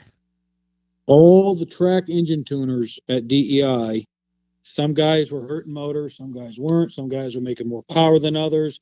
Bottom line is we brought all the timing lights into one dyno room on the same engine, same day, within 10 minutes. Ran them all across the dyno, and there was 4, 5, 6 degrees difference in the timing light. Are you catching that, everybody? That's Same interesting brand, stuff. high-end timing light. High end, yeah. Timing Did you lights. say they were all? Did you say they were all the same brand and model? Yes. Oh God, That's terrible. If you've got Yeah. the same brand and model with a 5 to 6 degree difference, no, from that might be the one- best you can get. Who else has ever tested that? I mean, I've I don't know. done 2 timing lights, but not 7. I've always recommended, guys, bring me in your timing light that you're going to tune your motor I just built you, so that we can look at it and come up with it with your setup. What do you think about? Go ahead. What do you think about lofting valves, like and a lift limited style setup? We have done some of that stuff, square lobe type, super stock type, radical, ball busting So, stuff. yeah, well, so let's back up. What he's asking about, what Chris is asking about is, so there are some racing or sanctions or classes that limit lift at the lobe. Yep. And historically, you know, it's more of a wives. I don't know. I always heard it as a wives' tale, but I guess it actually happens where guys will actually set it up so that to get more valve lift than the lobe allows, they'll actually have the valve train will detach itself, launches it. It launches off the nose ramps of the the cam. lifter. Yeah, it separates the lifter from the camshaft itself and lofts the valve. That sounds violent. It is violent. Usually a It drag beats racing thing, everything right? to death. Yeah. It's violent at lower RPM because it can't generate the energy to get it to separate. But at engine speed isn't that bad because it comes off the It's like opening ramp, detaches from itself, glides over the top, and lands back down on the closing side by design.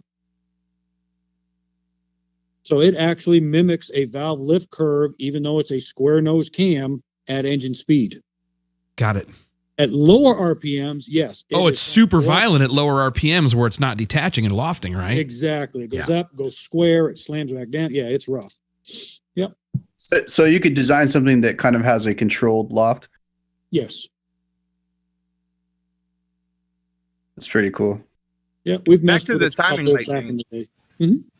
I was kind of curious. Did you happen to find one timing light that you thought was more accurate or more repeatable or, overall better? Yeah, is there a brand? Nope. I mean, I Honestly, think part of that's got to timing be light inductive to you to electronics. test, Guys, Tell part us of how good or how bad it is. listen, part of that's got to be inductive issues. Different, I mean, even the same 3 pieces of hardware might have 3 slightly different results. Okay. Sure. Now, and here's the other thing. The reason a McLaren ECU costs $30,000, well, one of the big reasons is 1% tolerance components that hardware is built with. Most electronic control modules are built with the 5% tolerance components, right? So you got resistors that are a little bit different resistance from each other, 20K or 20 ohms difference. Capacitors with slightly different values, because semiconductors are not all consistent with each other. So let's go easy on the timing light, people. So what is the lesson here is use the same light, generate a baseline, or maybe have a pair of lights. So you can say, hey, if one starts to wander that the other one didn't, something's going on. But if you're serious about tracking your timing, and it's something you're changing often, a lot of these electronic modern guys, we check it once and then whatever the computer says is what it is. So if it shifts off 4 or 5 degrees, it doesn't really matter if you're going to, you're going to adjust the timing until you get the incrementals, the numbers that you need, or you see where the incrementals start to fall off and you say, okay, that's the most timing I can run. But I mean, I don't know. I guess my question is what's your recommendation for the budget guy out there? Have 2 lights? Well, one of the things that I think is a problem is that if you're using some of these digitally advanceable timing lights, that's where you really get into trouble, because those timing lights are trying to calculate an engine position based on 1 pulse per revolution. Right. So a lot of times those will be super inaccurate unless you just have them on 0. So try to do it without the dial back light if possible, or do it I on do 0. the same thing. Or I always do fixed it. light. Yeah. I always do them on 0, or I try to find a light that doesn't have an advanced function, because, man, they're all over the board. I've probably gone through 15 timing lights in the last, 10 years or so, just, noticing issues with them. So running them on zero or running ones that don't have the dial back circuitry in them typically tend to be more accurate from what I've seen. Brad Nagel, did you guys ever mess with this? Yeah, we saw some differences, especially the dial back lights, just like Chris is saying. We just avoided the dial back lights unless we absolutely needed them. But even though, even if you had a bunch of non-dial back ones, I didn't see as much as Tom did, but still saw the differences. And we just had a couple that we knew were the same as each other, that if we ever got a new one, we'd check against that. And then we, when we did Engine Masters, always took our own light. There you go. I remember that lesson. Yeah. Yep.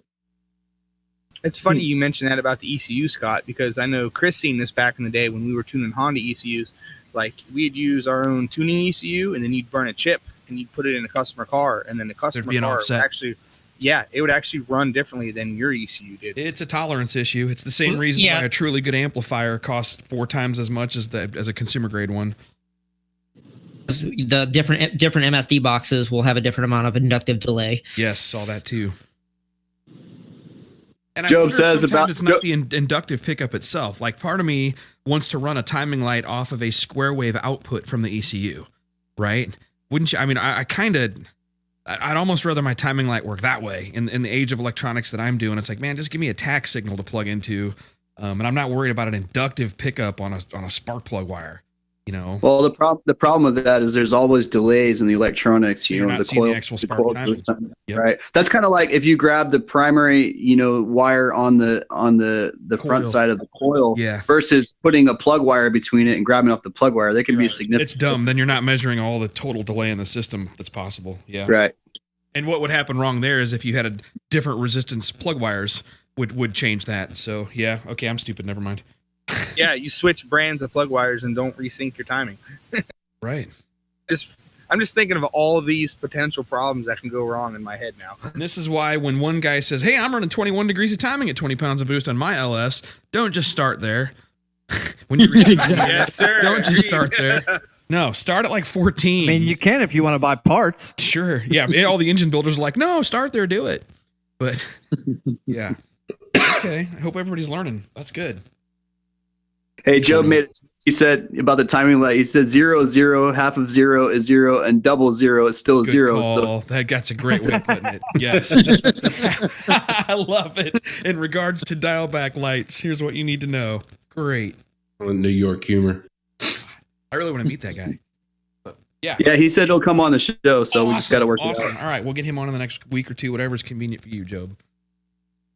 He's a cool guy. Yeah. Other questions? Anybody else asking questions here? Dun, dun, dun. Same as the tire. Tire pressure gauge rule. Yeah, Colby Hale said the same thing. We got bit by that with in Pro Stock with a tire pressure gauge that slowly went off and out of whack. But yeah, God, yeah, that happens. So calibrate. Yeah, I at least use some baseline to compare this. The timing light. All this have a standard and everything. Yep. Very cool. Man, are people winding down? There are a bunch of people listening. One of our bigger listener counts. This is good. You guys asked some questions here. We got another 15 minutes. Yeah. Ever had any experience with pump up lifters? Says Mr. Supercar. I don't even know what he's. Go ahead. Like the roads type stuff, the bleed down fast Supercar, stuff. clarify that question on the Mixler chat, and we'll come back to you. The only he's talking about the roads lifters. Yeah, no. The only thing I've spun hydraulic lifter wise was some 603, 604 stuff for some dirt guys, and it was mostly messing with oil. We tried a couple of different brands of lifters out there that were supposedly the brand to use. And I'll be honest with you, the old GM lifter worked pretty doggone nice. What was interesting was some of the viscosities and types of oils seemed to make a difference in it. But the only thing I can tell you about hydraulic stuff is it is good, it's good, it's good. And that next RPM, it is junk. When that stuff goes, it goes away quick. Yeah. So that's something that we've talked about a little bit before that might be interested to discuss with you. Like, what is your opinion on different types of oils, different types of additives in oils in relation to valvetrain wear? Because that's, we've had that question before about, different kinds of oils and what the thoughts were on that. Well, you higher spring rated stuff with higher ratios, see more point loading on push rod tips and stuff like that. So the types of oils seem to be a lot more critical. We've used quite a bit of stuff out there. It's a compromise between finding stuff that seems to hold up well for valvetrain wear and stuff that makes horsepower. So to answer your question, yeah, we've looked at it. Any particular ones?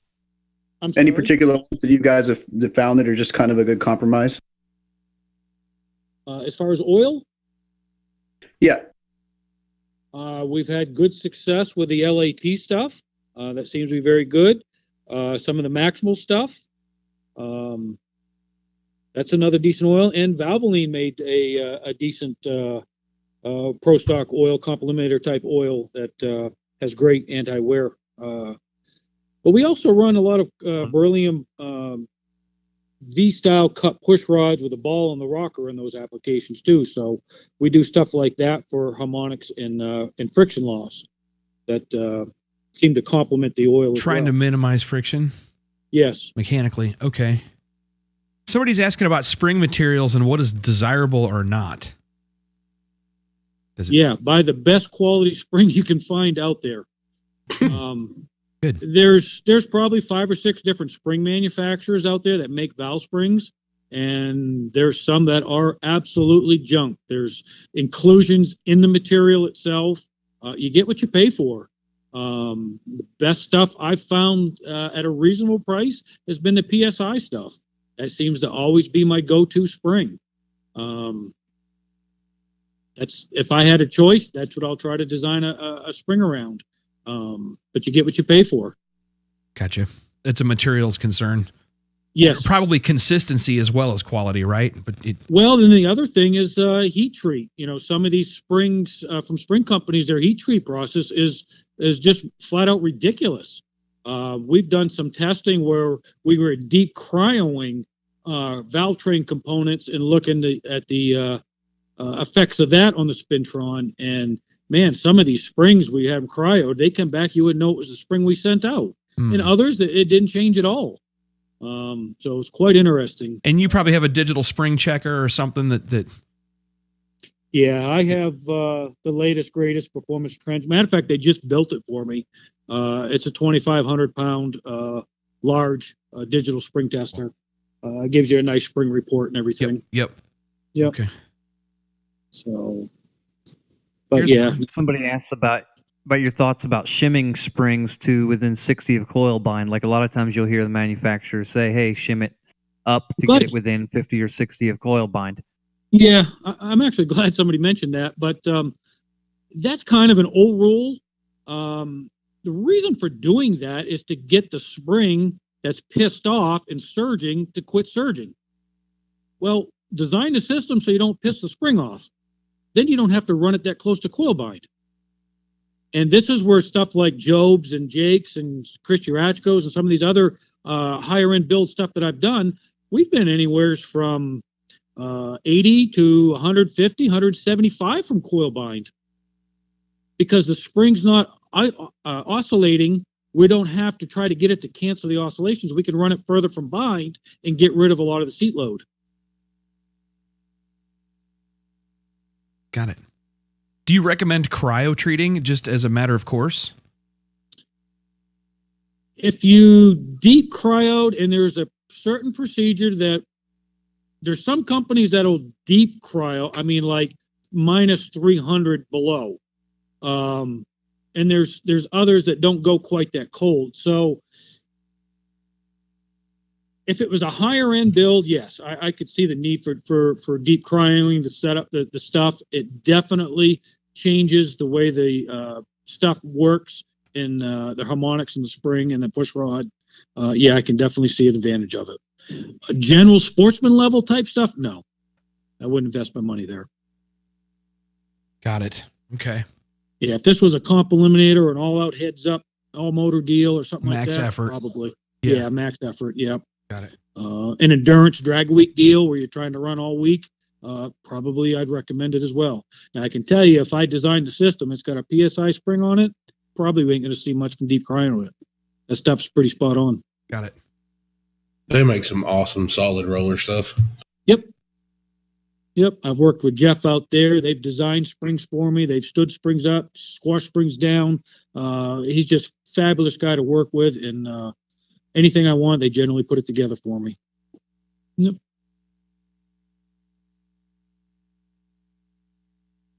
I've only run them on a handful of motors. I don't do a lot of solid roller stuff. Most of my stuff's hydraulic, but the couple that I've put them on, I've been really impressed with. What kind of pressures you running hydraulic stuff?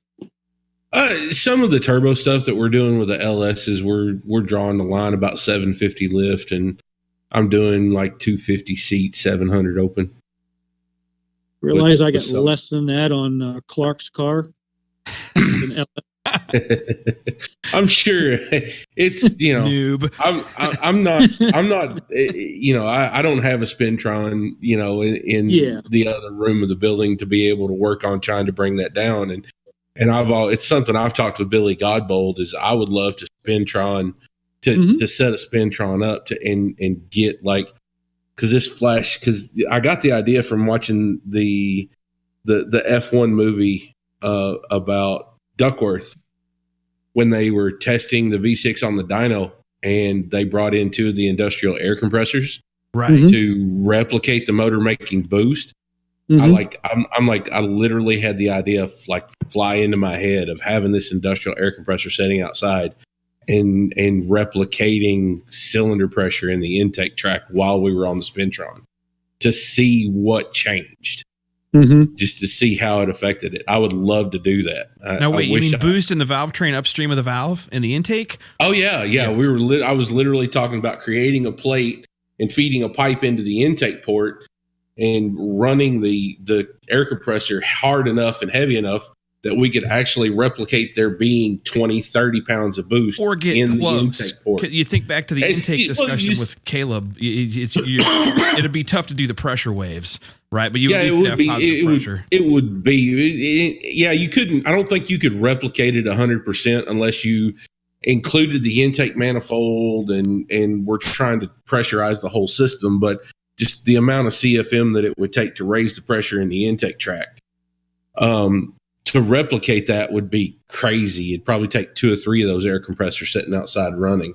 But, just to see if just a static pressure in the intake port pressing on the back of the intake valve, how it affected, the does result. Does it just subtract, how many pounds times the square inches of the valve area, or is there more to it than that? Yeah, I would. Yeah. Well, I mean, residual cylinder pressure is always going to play a factor on what it's doing on the bottom side of the valve. But, just you try and get as close as you can. See if it makes any changes. And this will make Colby happy. But yeah, that's where you start looking at the inlet port pressure, the exhaust port pressure, and then the in-chamber pressure, right? Yeah, because if you could see some of the data that I've seen on residual chamber pressure on naturally aspirated stuff, it'd probably blow your mind. Yeah. Pretty wicked what you can find out like that. Back on the valve train material topic, do you have an opinion or like one you like more than the other? Like when you're comparing something like a Morel bushed type lifter to like a roller lifter, or is there really any? I mean, is there really any significant difference? Not that I've been able to pick up. No. As far as like a harmonic issue between a bushed or a pin or a solid. Right. Yeah, no, I haven't been able to see anything in that area. I'm sure there's something there, but it's not measurable with my equipment at this point. No noticeable like performance benefits or drawbacks of either going either way. I'm sure one of them probably holds up better in the long run for just basic longevity reasons. I don't know which, but I'm sure one of them will hold up a little longer than the other based on whether it's bushed or not. I hate bush lifters. Yeah, I mean, there's different oil requirements and stuff involved, but I honestly can't say no. I've never I mean, most of the stuff that we use is generally a Jessel type lifter. I think Scott may have put up some of the latest Pro Stock technology lifter stuff that's out there. It's scrolling through the slideshow right now. Correct. Yeah, that's an 1.25 inch diameter wheel. So the larger diameter we make the wheel, the less wheel speed we see, the easier it is on the axle and stuff. So I can't say that I've noticed anything. No, not at all, to answer your question.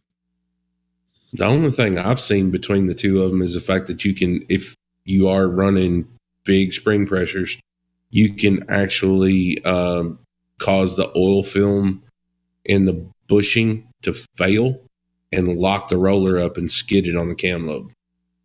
Then you don't have enough oil supply for the area in the axle. Right. You shouldn't be able to hydraulically push that stuff out of there. Seen that happen on a couple of them. Mm-hmm. Obviously, it wasn't set up properly, and it was an issue with. It was an issue with the overall design of the engine. Yeah, I'd go back and ask the first question: is why has it got so much spring on it? You know what I mean? Oh, it's just old school thinking with the big block. You got a 2.450 valve to control, and you're opening it an inch, and they think you need 1100 open to get the job done. Well, I'm not opposed to the high rate stuff. I definitely don't think you need 500, 600, 700 pounds on the seat like I see some of these guys think they got to run. Right. That's the stuff that kills it. Yeah, most of the time I see, like, most I've ever dealt with is like 400. Mm-hmm. 400 on the seat, 1100 open with some of that stuff. I run less than 400 on my Pro Stock stuff. At over 1.2 inch of valve lift at 11.4 with 2.600 intake valve. Crazy, man. All right, it's guys, like we're gonna have to go ahead. We're gonna wrap it up here shortly. But if you got any more, fire away. Tom has been a superhero. This is one of our best for sure. I hope I was able to answer some questions. There's so much to look at and talk about, but there's nothing. There's nothing I can say that's general rule of thumb other than make your stuff as stiff as you possibly can. Diameter on push rods, the largest diameter you physically can put in these motors. I would put diameter over wall thickness. I use wall thickness as a frequency tuner. Small, lightweight spring. Get as much mass out of the system as you can, and then start whittling away at these spring pressures. Guys do not need to run the same spring pressure on your exhaust as you do your intake. Do not. You got way less valve weight there on the exhaust. That's almost an automatic. We generally end up with 2 different valve springs, intake and exhaust, on most of the stuff we run. Job's is a good example. 70 on the exhaust and 150 on the intake. Doesn't the exhaust pressure play a role, like, on how much stress you see when the cam's trying to open the exhaust valve? Where you see it is on the deflection in the exhaust push rod. That's why we always run bigger exhaust push rods. Yep. And generally, if you're opening under more than 100 PSI, I say you got the wrong exhaust timing event. You're giving up too much crank pressure angle by opening the exhaust valve under pressure. Crank's still doing work. Right. Yeah, exactly. There's force going still down on the piston. There's still stuff going on there. Yeah. Yep. Got it. That's now, if you're having to your open exhaust event by pressure in the chamber. If you're having to do it that early because of other issues, then you need to fix the other issues. But you may not have enough duration, or you may not have enough port area or whatever. But generally, anything much over 100 PSI, I think you're wasting energy. Got it. Free power. Yep. Wow. Never thought of it that way. Very cool. All right. Well, guys, we need to wrap it up. Tom, can't thank you enough, man. Free EFI tuning for life. You ever have a question, something we can help with? We got a whole group of guys here. is however we can help you out, man. But you guys, for the rest of you crowd out there, it's Tom Vigue, Vigue, and his company is 3V Performance. Check them out on Facebook. They got a really good Facebook page, kind of fills you in on the different projects they've done, and they keep it current and what they're doing. You can get a real good idea just looking at their Facebook page. They actually post up graphs, and there's interesting stuff there on their photo album. But yeah, there's a lot of old stuff on there. That's from my old shop. But, sure. Definitely old videos and whatnot, some Spintron videos, and yeah, actually seeing some of that stuff done. But yeah, definitely. If you have any questions, call me. Got it. Yeah, give him a call. What's your phone number out there at the shop, Tom? 828-302-4088. Got it. Very cool. I want some guys to try this out. I want to get a couple guys this year to get some of guys that are thinking about Spintron effort. Talk to us. Let us know. I'm curious to hear how it goes. It would be neat to follow along with somebody. I mean, there's going to be at least a couple of people out there that are thinking, maybe we should do this. I would like to know how that goes. Get with us. Let us know. Keep us posted. Yeah. But cool. All right. Awesome, Scott. Appreciate it, man. Yeah. Thanks, Tom. All the rest of you guys appreciate it too.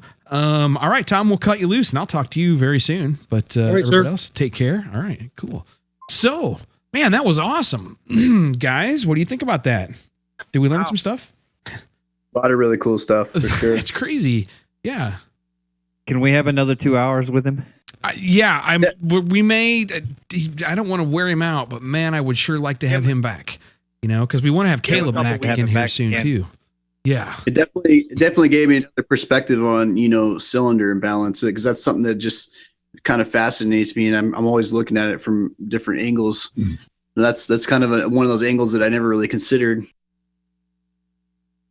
I think I need some time for all this to kind of digest and fester in my head, I'm going to go back and listen to all this again, right?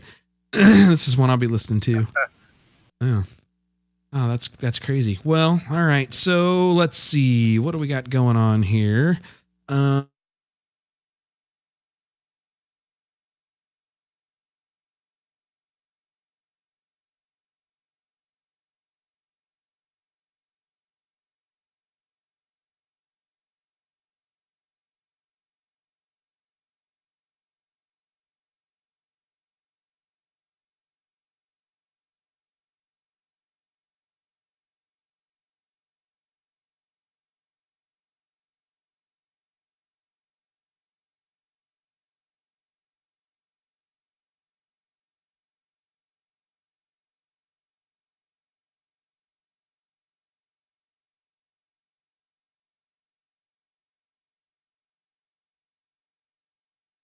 To make it all fit before.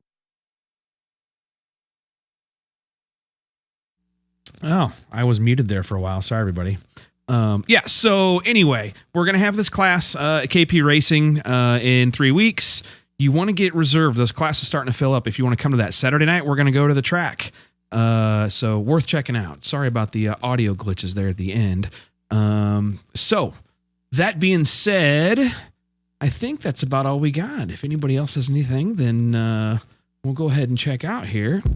Thanks all you guys for listening. Appreciate it. Putting up with us.